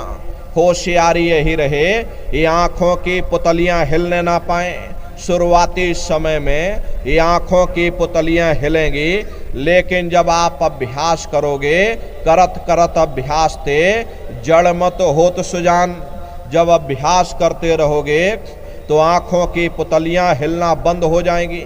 तो दूर सामने अंधेरे में एक जगह पर आप अपनी दृष्टि को रोकिएगा या उस अंधेरे को ही देखते रहना। एक टक हो करके अंतर में सामने अंधेरे देखते रहिएगा, अंधेरे को देखते रहिएगा। दृष्टि अपने आप एकाग्र हो जाएगी और जैसे ही आपकी दृष्टि सामने अंधेरे में एकाग्र होगी, सुई की नोक के बराबर काले में भी काला बिंदु, बड़ा चमकीला बिंदु होगा, तारे की तरह चमचम चमचम चमकेगा, वो सामने आपको दिखाई पड़ जाएगा। जब वो चमकदार बिंदु सामने दिखाई पड़ जाए, तब आप अपनी दृष्टि को उस बिंदु पर एकाग्र करिएगा। जब आप अपनी दृष्टि बिंदु पर एकाग्र करोगे तो बिंदु के चारों तरफ से बड़ा भारी प्रकाश निकलेगा। चक्र की तरह से बहुरंगी प्रकाश होगा। वो प्रकाश धीरे धीरे बड़ा होता चला जाएगा। साधक इतना मोहित हो जाता है कि बिंदु को तो छोड़ देता, दाएं बाएं प्रकाश को देखने में लग जाता। जब आप दाएं बाएं प्रकाश को देखने में लग जाओगे, क्योंकि प्रकाश उस बिंदु से निकल रहा और आपने बिंदु को ही छोड़ दिया, प्रकाश को देखने में लग गए, तो प्रकाश भी गायब हो जाएगा, बिंदु भी गायब हो जाएगा, फिर अंतर में अंधेरा छा जाएगा, फिर आपको उतनी मेहनत करनी पड़ेगी। इसलिए प्रेमी भाई बहनों, दाएं बाएं बिल्कुल मत देखिएगा। आपका निशाना उस बिंदु पर टिका रहे जिसमें से वो प्रकाश निकल रहा। वही बिंदु दरवाजा है, वही बिंदु खिड़की है, उसी को हरि का द्वार यानी कि हरिद्वार कहा गया। बहुत विशाल वो दरवाजा, ये संसार कुछ नहीं। ऐसे प्रेमी भाई बहनों, लाखों संसार इकट्ठे करके एक साथ दरवाजे के अंदर डाल दिए जाएं, पता तक नहीं चलेगा। इतना विशाल वो हरि का द्वार तुम्हारे अंदर बना हुआ।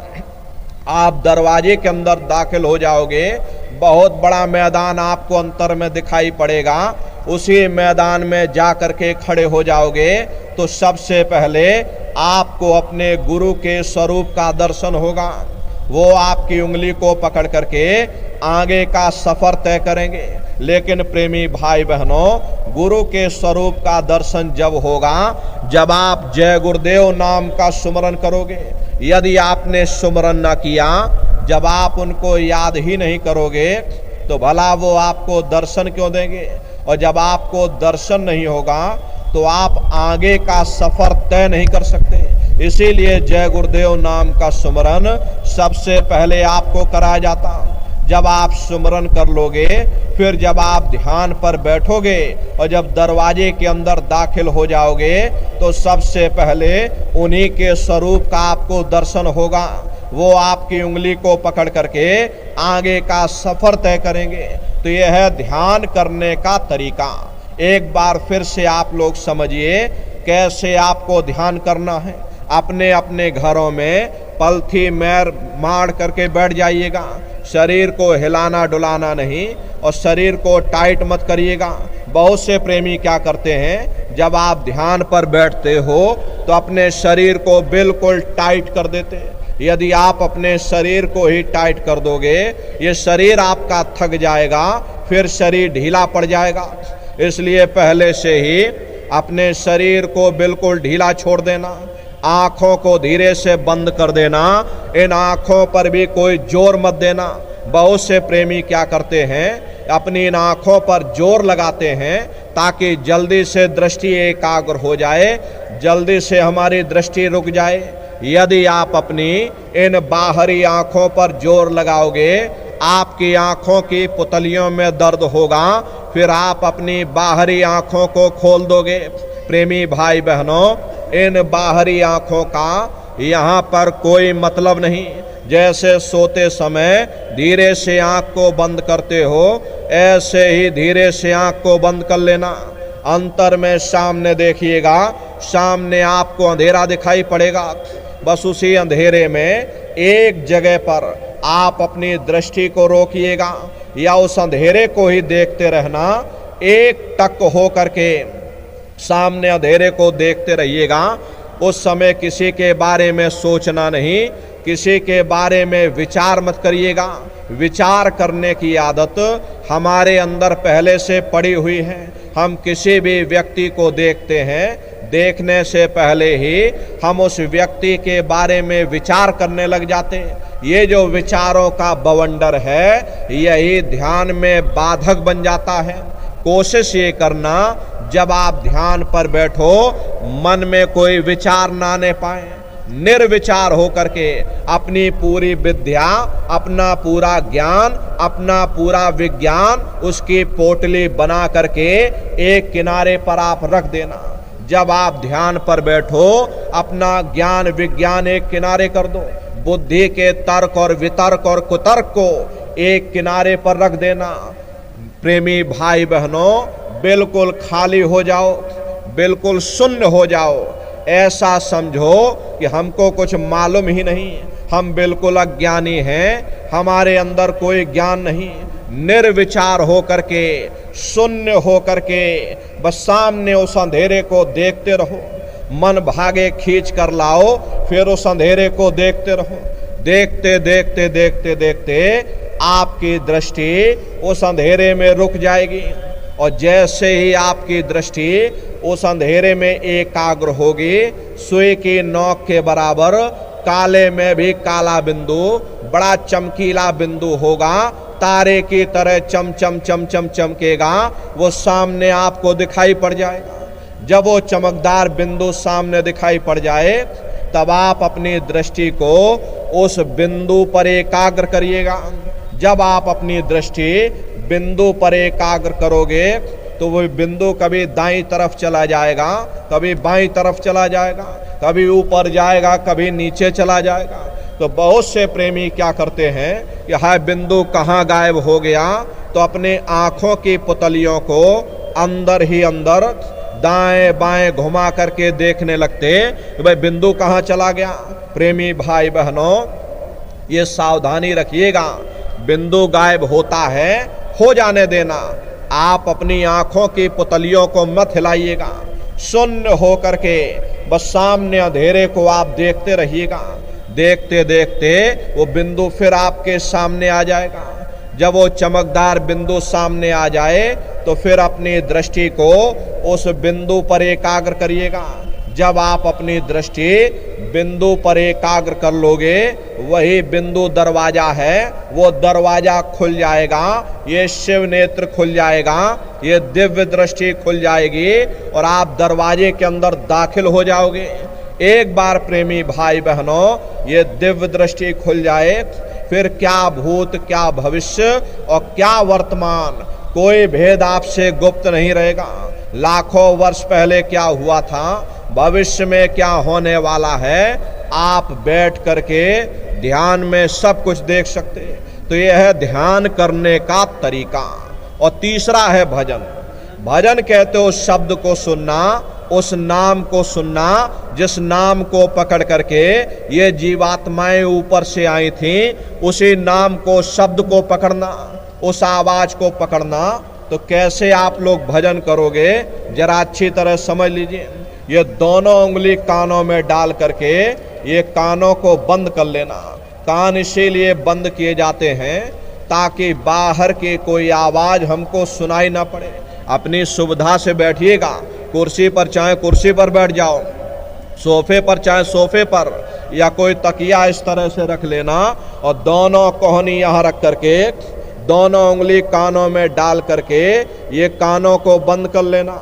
बहुत सी माताएं बहनें बूढ़े बुजुर्ग हैं, आपके घुटनों में दर्द होता है, रीढ़ की हड्डी में दर्द होता, आप बैठ करके भजन नहीं कर पाते हो तो आप लेट करके करिएगा, जैसे आपको ठीक लगे अपनी सुविधा से बैठिएगा।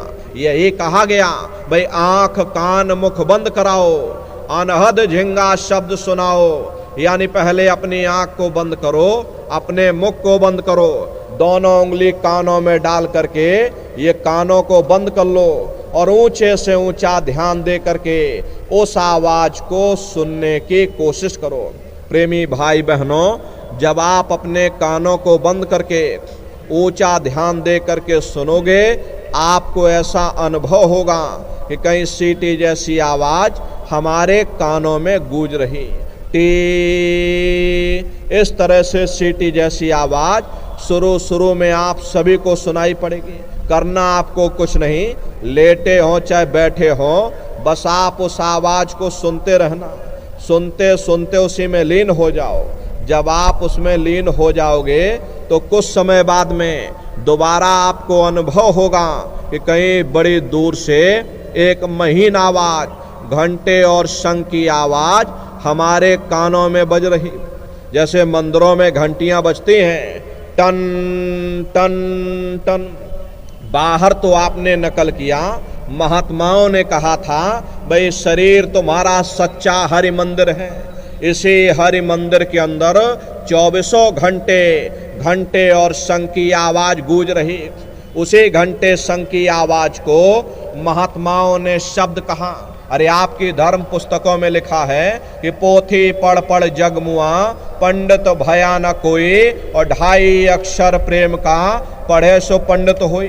दुनिया वाले कहते हैं कि 2.5 अक्षर का मतलब प्रेम है। अरे प्रेम नहीं है, प्रेम में तो मात्रा लगी हुई। यहाँ पर जिस 2.5 अक्षर का वर्णन उन महात्माओं ने किया वो है शब्द शा आदा बा और दा। उसी शब्द को महात्माओं ने नाम कहा। कलयुग केवल नाम अधारा, सुमेर सुमेर नर उतर ही पारा। कलयुग में केवल नाम का आधार है, वो नाम तुम्हारे अंदर 24 घंटे गूंज रहा। तो उसी घंटे शंख की आवाज को महात्माओं ने शब्द या नाम कहा। उसी को मुसलमान फकीरों ने कलमा कह करके याद किया। उसी को ईसा मसीह साहब ने वर्ड या लागस कहकर याद किया। उसी को गुरु नानक साहब ने अनहद वाणी कह करके याद किया। चीन में जो महात्मा हुए उन्होंने इसको ताओ कहकर याद किया। हिंदू महात्माओं ने इसे देववाणी आकाशवाणी कह करके याद किया।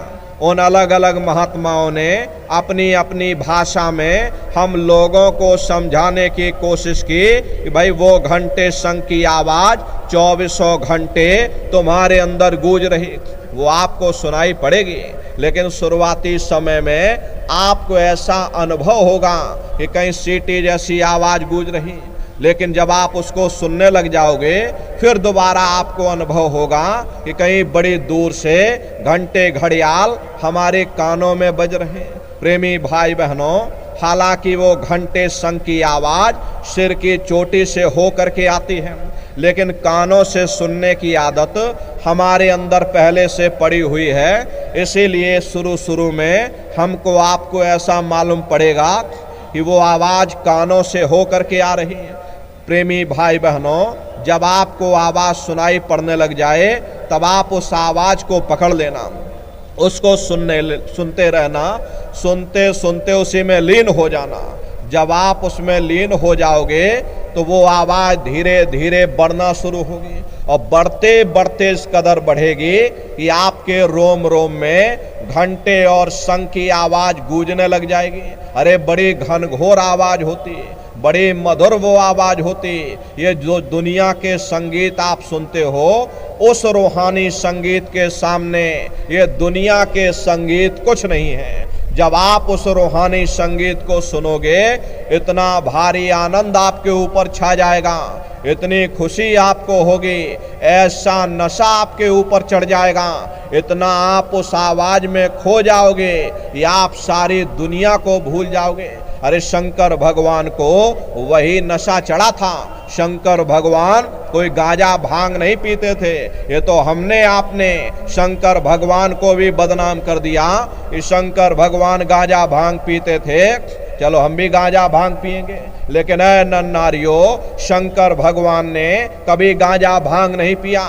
शंकर भगवान जिस नशे में लीन रहते थे वो नाम का नशा था, वो ध्यान का नशा था, वो भक्ति का नशा था। जब आप उस आवाज को सुनोगे तो आपको भी वो नशा चढ़ जाएगा, क्योंकि उस आवाज में चुंबक है। जब आप उस आवाज को सुनोगे तो वो आवाज आपको अपनी ओर खींचेगी, और जब खिंचाव होगा तो जीवात्मा का फैला हुआ प्रकाश 9 द्वारों से सिमट करके यहीं 10वें द्वार पर एकाग्र हो जाएगा। और जैसे ही यहाँ पर एकाग्र हुआ, तुरंत शब्द जीवात्मा को खींच करके इस शरीर से बाहर कर देगा। फिर आप अपनी आंखों से देखिएगा कि हमारा शरीर ये है, हम ये खड़े, आप अपने शरीर से अलग हो जाओगे।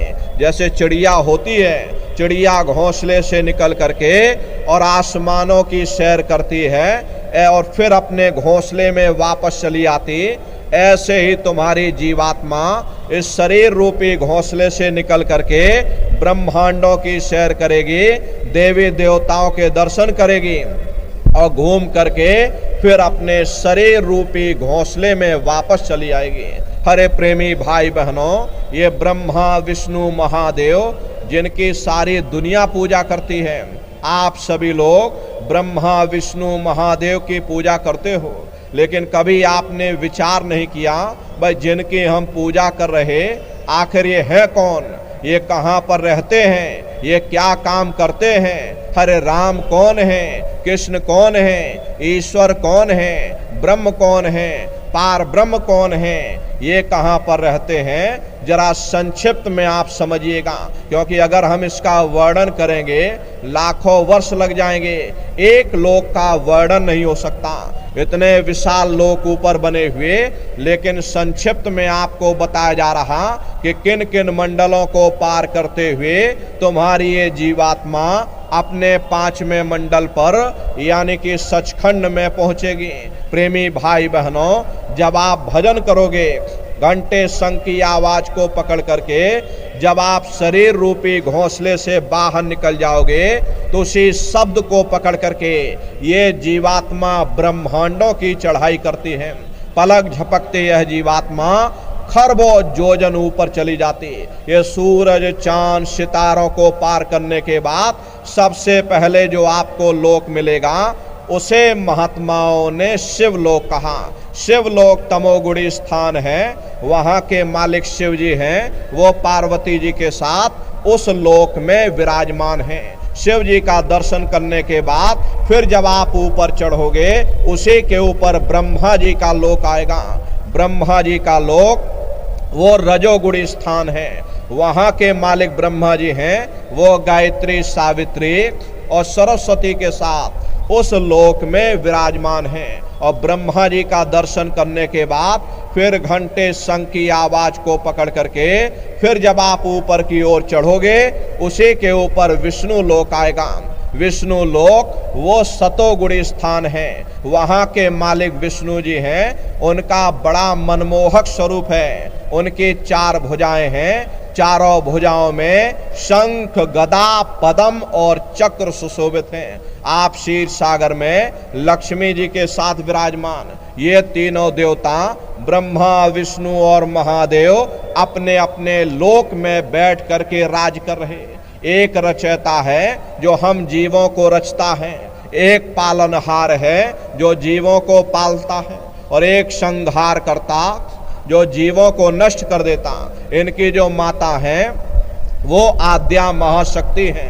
ब्रह्मा, विष्णु, महादेव लोक के ऊपर वो आद्या महाशक्ति का लोक आता, और उसी लोक को पार करने के बाद सबसे पहला देश पड़ता है, या यूं कह लीजिए कि पहली राजधानी पड़ती है, जिसे महात्माओं ने सहस दल कवल कह करके याद किया। वो राजधानी है। ये ब्रह्मा, विष्णु, महादेव के जो लोक हैं, उस राजधानी के अंतर्गत आने वाले जिले हैं। राजधानी का जो मालिक है वो निरंजन भगवान है। ये ब्रह्मा, विष्णु, महादेव ये निरंजन भगवान के ही पुत्र हैं, और ये आद्या महाशक्ति ये निरंजन भगवान की अर्धांगिनी है। निरंजन भगवान स्वयं तीनों लोकों के मालिक हैं। उन्हीं को त्रिलोकीनाथ कहा गया। हिंदू उन्हीं को परमात्मा कहते हैं, मुसलमान उन्हीं को खुदा कहते, ईसाई उन्हीं को गॉड कहते। घंटे और शंख की आवाज जो हर इंसान के अंदर गूंज रही, वो आवाज उन्हीं के मुखार बिंद से हो रही। निरंजन भगवान का जो स्वरूप है वो ज्योतिष स्वरूप है। 1000 बाती की अखंड ज्योति वहाँ पर बराबर जल रही। हम आप यहाँ मंदिरों में ज्योत जलाते हैं, इस ज्योत में तेल की जरूरत पड़ती है, बाती की जरूरत पड़ती, लेकिन वो अखंड ज्योति ऐसी है जिसमें ना तेल की जरूरत है और ना बाती की जरूरत है। पलटू साहब ने जिक्र किया है कि उल्टा कुआ गगन में और तिसमें जरे चिराग, तिसमें जरे चिराग, बिना रोगन बिन बाती, 6 ऋतु 12 मास, जरत रहे दिन राती, सतगुर मिले जो होए, ताहि की नजर में आवे, बिन सतगुर नहीं कोई, वाह को दर्शावे। वो अखंड ज्योति ऐसी है जिससे पूरा ब्रह्मांड प्रकाशवान हो रहा। जितनी भी अवतारी शक्तियां आई, राम आए, राम को वहीं से नीचे उतारा गया। प्रेमी भाई बहनों, इसीलिए उस देश को अयोध्या नगरी कह करके याद किया। अयोध्या नगरी कहा गया। गोस्वामी जी महाराज साधना करके जब वहां पहुंचे, तभी गोस्वामी जी महाराज ने रामचरित्र मानस में लिख दिया। क्या उन्होंने रामचरित्र मानस में लिखा? देखिए, गोस्वामी जी महाराज कहते हैं कि मोद्यो नैन त्रिशत में भयो, पुण्य चितवत कौशलपुर गयो। जब मैंने अपने बाहर की आंख बंद की, मेरे अंतर की आंख खुल गई। मैं क्या देख रहा हूँ? मैं कौशलपुर देश में पहुँच गया। मोह विलोक राम मुस्काई। मुझे देख करके राम भगवान प्रसन्न हो गए। उन्होंने मुझे ऊपर जाने का रास्ता दे दिया। मैं ऊपर जा करके क्या देख रहा हूँ कि उधर माज सुनियंडर आया, देखे बहु ब्रह्मांड निकायात, अति विचित्र ताह लोक अनेका, और रचना अधिक एक तेका। विचित्र विचित्र भांत के वहाँ पर लोग बने हुए, एक से सुंदर एक महल बने हुए, जिनकी शोभा अवर्णीय है। प्रेमी भाई बहनों, वो राम भगवान का देश है, वही असली अयोध्या नगरी है। राम भगवान का दर्शन करने के बाद फिर तुम्हारी ये जीवात्मा दूसरे मंडल के शब्द को पकड़ करके दूसरे मंडल की चढ़ाई करेगी। श्याम तज श्वेत को गहना, सुरत को तान धुन सुनना, और बंक के द्वार धस बैठो, और त्रिकुटी जाए कर लेना। उसी के ऊपर दूसरा देश आता, जिसे महात्माओं ने त्रिकुटी देश कह करके याद किया। वहाँ के जो मालिक हैं वो ब्रह्म हैं। वहीं से मन माया की उत्पत्ति हुई, वहीं से 3 गुण रजोगुण तमोगुण सतोगुण, तीनों गुणों की उत्पत्ति वहीं से हुई। ये जो आपके वेद हैं, वेदों को सारी दुनिया पढ़ती है, वेदों की भी उत्पत्ति उसी स्थान से हुई है। अरे महात्मा कहते हैं भाई त्रिकुटी महल में विद्यासारा, घर हर गरजे बजे नगारा, और लाल वरण सूरज उजियारा। वहां पर 2 धुने, बादलों की गर्जन और मृदंग की आवाज वहां पर बराबर गूंजती रहती है। प्रेमी भाई बहनों, ओम का जाप बराबर वहां पर होता रहता। ब्रह्म का जो स्वरूप है लाल वरण सूरज उजियारा, ये सूरज कुछ नहीं, ऐसे लाखों लाख सूर्य इकट्ठे करोगे तो वहां का एक सूर्य बनेगा। प्रेमी भाई बहनों, ब्रह्म का जो स्वरूप है वो सुबह के लाल सूर्य के समान है, इसीलिए वहां का पूरा ब्रह्मांड लाल है। जहां तक आपकी निगाह जाएगी ब्रह्म देश में चारों तरफ आपको लाल ही लाल नजर आएगा।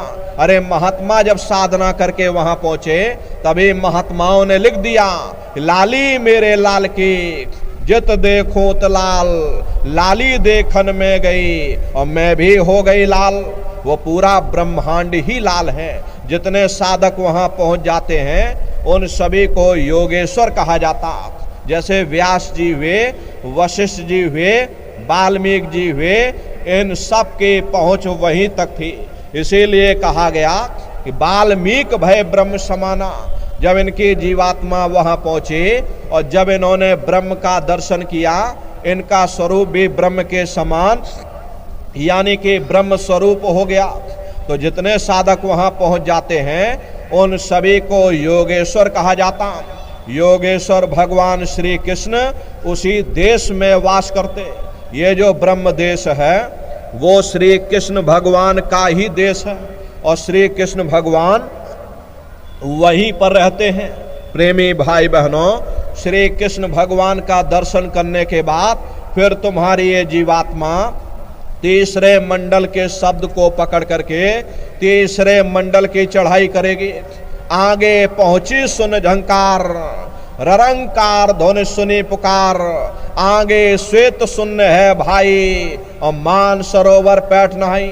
उसी के ऊपर तीसरा देश आता है जिसे महात्माओं ने शून्य देश कहा, उसी को रारंग देश कहा जाता, उसी को अक्षर और नेति कहा जाता। वहाँ के जो मालिक हैं वो रारंग पुरुष यानी कि पार ब्रह्म पुरुष हैं। वहाँ किंगरी और सारंगी 2 धुनें उस लोक में बराबर गूंजती रहती हैं। प्रेमी भाई बहनों, रारंग पुरुष का जो स्वरूप है यानी कि पार ब्रह्म पुरुष का जो स्वरूप है वो पूर्णमासी के चंद्रमा के समान बड़ा ही मनमोहक स्वरूप है। प्रेमी भाई बहनों, एक बहुत विशाल मान सरोवर वहाँ पर बनाया गया जिस पर ये जीवात्माएं वहाँ पर पहुँच करके उसी मान सरोवर में ये जीवात्माएं स्नान करती हैं। वहाँ स्नान करने के बाद फिर तुम्हारी ये जीवात्मा चौथे मंडल के शब्द को पकड़ करके चौथे मंडल की चढ़ाई करते हैं। 2 पर्वत के संग निहारो और भंवर गुफा ते संत पुकारो। 2 पर्वतों को पार करने के बाद वो बड़ा सुंदर देश आता है जिसे महात्माओं ने भंवर गुफा कहा। वहाँ के जो मालिक हैं वो सोहंग पुरुष हैं। वहाँ बंशी यानी मुरली की मधुर ध्वनियाँ सदा उस लोक में उच्चारण होती रहती। सोहंग पुरुष का जो स्वरूप है वो दोपहर के सूर्य के समान महाप्रकाशवान स्वरूप है। और वहाँ के धनी का दर्शन करने के बाद ताके परे धाम सतनामा और 3 बजे सतलोक ठिकाना। सोहंग देश के ऊपर वो 5वां देश आता जिसे महात्माओं ने सचखंड देश कहा। वो सचखंड देश अजर अमर अविनाशी सदा एक रस रहने वाला देश है। वहाँ न काल है, न कर्म है, न दुख है, न संताप है, न पुण्य है, न पाप है। जो जीवात्माएं वहाँ पर पहुँच जाती हमेशा के लिए जन्म मरण के बंधनों से आज़ाद हो जाती। वहाँ के मालिक सतपुरुष भगवान हैं जिन्होंने अपनी मौज मर्जी से जीवात्माओं को नीचे उतारा। वहीं से हम आप नीचे उतारे गए और फिर शब्द को पकड़ करके शब्द शब्द पौड़ी पर चढ़कर पहुंचो सचखंड सतनाम। शब्द की सीढ़ी हर मंजिल पर लगा रखी। आपने भजन किया, घंटे शंख की आवाज को पकड़ा तो आप पहले मंडल पर पहुंच जाओगे। वहीं पर आपको दूसरे मंडल का शब्द सुनाई पड़ेगा, उसे आप पकड़ लोगे तो दूसरे मंडल पर चढ़ जाओगे। फिर वहीं से आपको तीसरे मंडल का शब्द सुनाई पड़ेगा, उसे आप पकड़ लोगे तब आप तीसरे मंडल पर चढ़ जाओगे। ऐसे ही शब्द दर शब्द, मंजिल दर मंजिल ये जीवात्मा अपने देश वापस पहुंच जाती है। तो शब्द कब पकड़ में आएगा? जब आप भजन करोगे। और भजन कैसे किया जाएगा एक बार अच्छे से समझ लीजिए। ये आंख और कान को बंद करिएगा, ऊंचा ध्यान दे करके सुनना। शुरू में सीटी जैसी आवाज आपको सुनाई पड़ेगी, उसे आप पकड़ लेना, सुनते रहना, सुनते सुनते उसी में लीन हो जाओ। जब आप उसमें लीन हो जाओगे तो कुछ समय बाद में दोबारा आपको अनुभव होगा कि कहीं बड़ी दूर से एक महीन आवाज, घंटे और शंख की आवाज हमारे कानों में गूंज रही। जब घंटे शंख की आवाज आपको सुनाई पड़ने लग जाए तब आप सीटी की आवाज को छोड़ देना और घंटे शंख की आवाज को पकड़ लेना। एक बार प्रेमी भाई बहनों आप उस आवाज को पकड़ लो, फिर वो आवाज आपको नहीं छोड़ेगी, खींच करके और शरीर से बाहर कर देगी। रोज आना, रोज जाना, रोज ब्रह्मांडों की सैर करना, रोज देवी देवताओं के दर्शन करना, रोज आसमानों की उड़ान भरना और घूम करके फिर अपने शरीर रूपी घोंसले में वापस चले आना। ये भजन करने का तरीका। सुमरन, ध्यान और भजन, 3 क्रियाएं आपको बताई गई। नित्य नियम से करिएगा, रास्ता बिल्कुल सच्चा है। आप करोगे, आपको अनुभव होगा, दिखाई भी देगा और सुनाई भी पड़ेगा। लेकिन इतना ध्यान रखिएगा, जो भी दिखाई सुनाई पड़े अपने अंदर हजम करिएगा।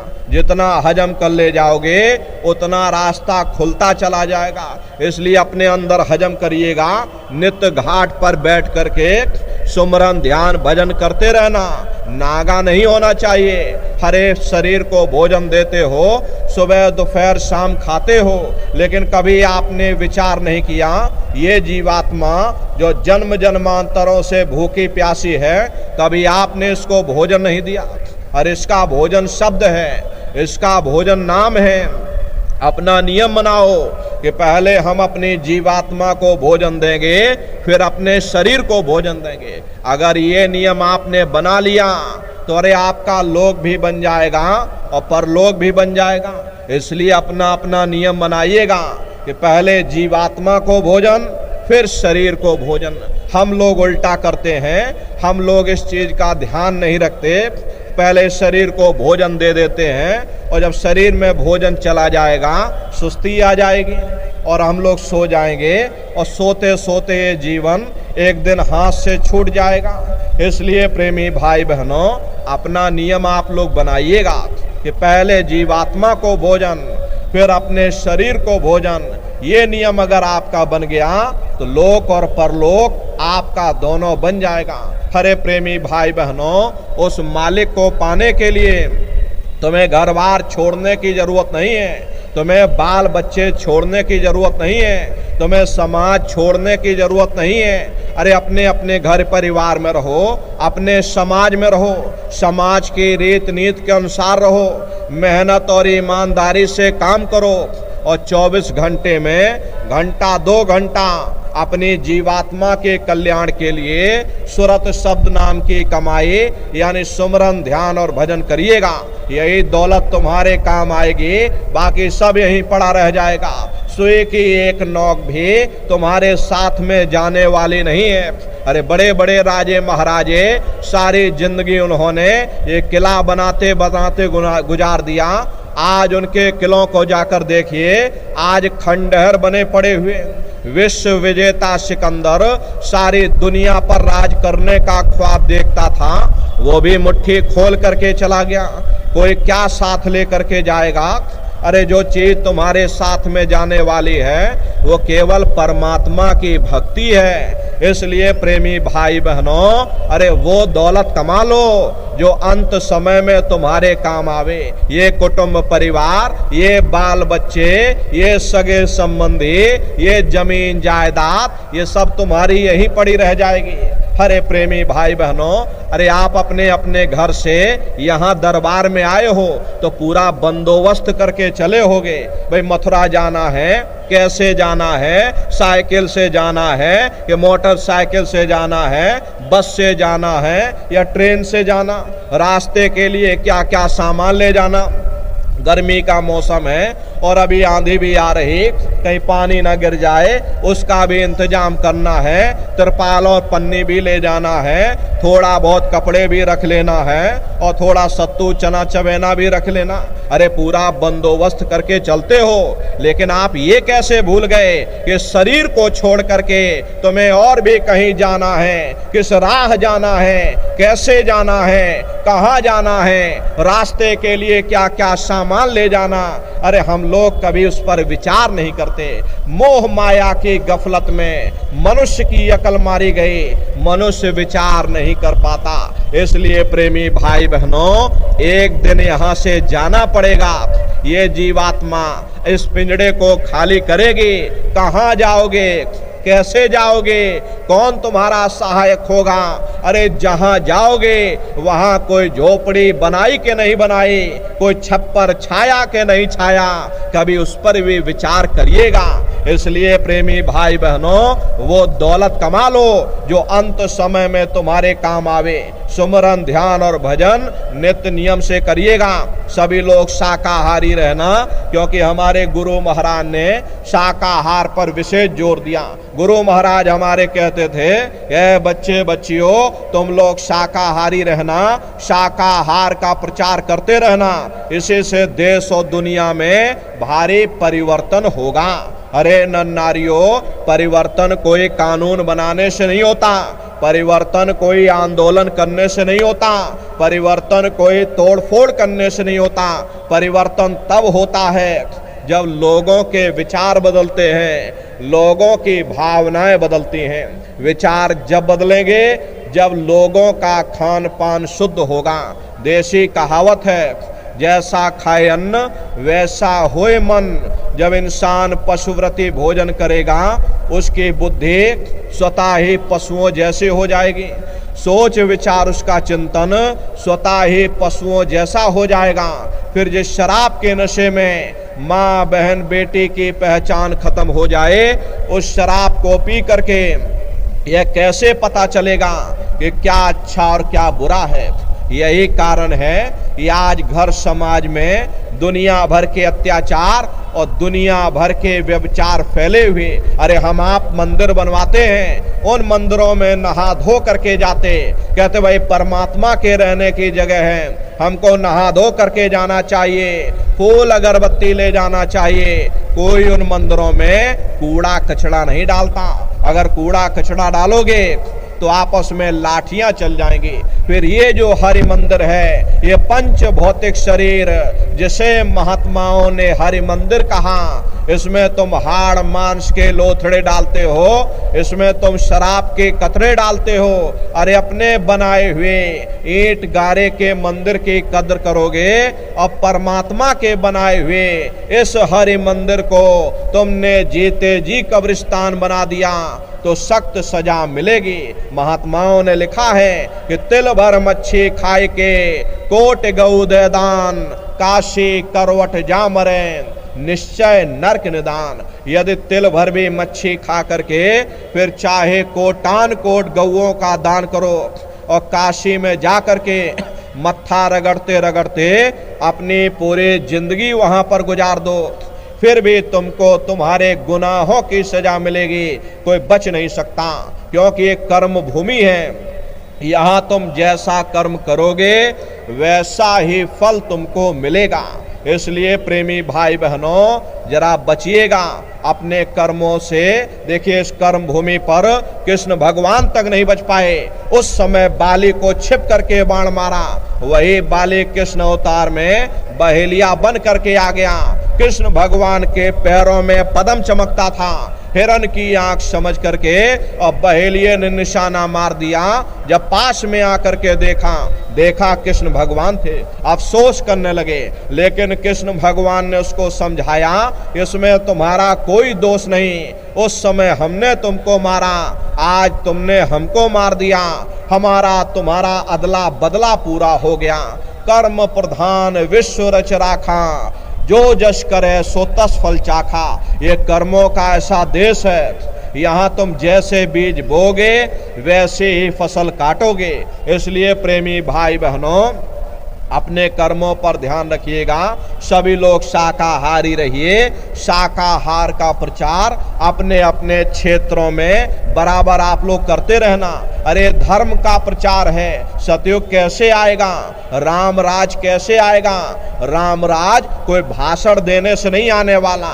राम राज जब आएगा जब आप धर्म का प्रचार करोगे, और धर्म का प्रचार करने की जिम्मेदारी हम सभी प्रेमी भाई बहनों की है, क्योंकि हम सभी लोग अपने गुरु महाराज के जलाए हुए चिराग हैं। अगर एक एक चिराग एक एक गांव में पहुंच जाएगा, ये पूरा गांव प्रकाशवान हो जाएगा, ये पूरा समाज प्रकाशवान हो जाएगा। इसलिए प्रेमी भाई बहनों, एक एक गांव की जिम्मेदारी आप सभी लोग उठाइएगा। हरे प्रेमी भाई बहनों, गुरु महाराज के संदेशों को जन जन के बीच में पहुंचाने की जिम्मेदारी आप लोग उठाइएगा। प्रत्येक सत्संगी प्रेमी भाई बहन एक एक गांव की जिम्मेदारी उठा लोगे, प्रेमी भाई बहनों, गांव कम पड़ जाएंगे लेकिन सत्संगियों की संख्या कम नहीं पड़ने वाली। इसलिए प्रेमियों, इस सेवा को आप लोग करिएगा, इसका लाभ आपको परमार्थ में मिल जाएगा। कोई भी सेवा होती है उसका लाभ परमार्थ में मिलता है। इसलिए प्रेमियों, आप इस सेवा को करिएगा। ये बहुत बड़ी सेवा गुरु महाराज आपको सौंप करके गए हैं। जब भी दरबार में आओ, नए 2-4 प्रेमियों को साथ में लेकर के आओगे, हरे न जाने वो भी शाकाहारी हो जाएंगे, सत्संगी हो जाएंगे, भजनानंदी हो जाएंगे, वो भी भजन करने लग जाएंगे, उनकी भी जीवात्मा का कल्याण होगा। इसका पुण्य फल आपको भी प्राप्त होगा।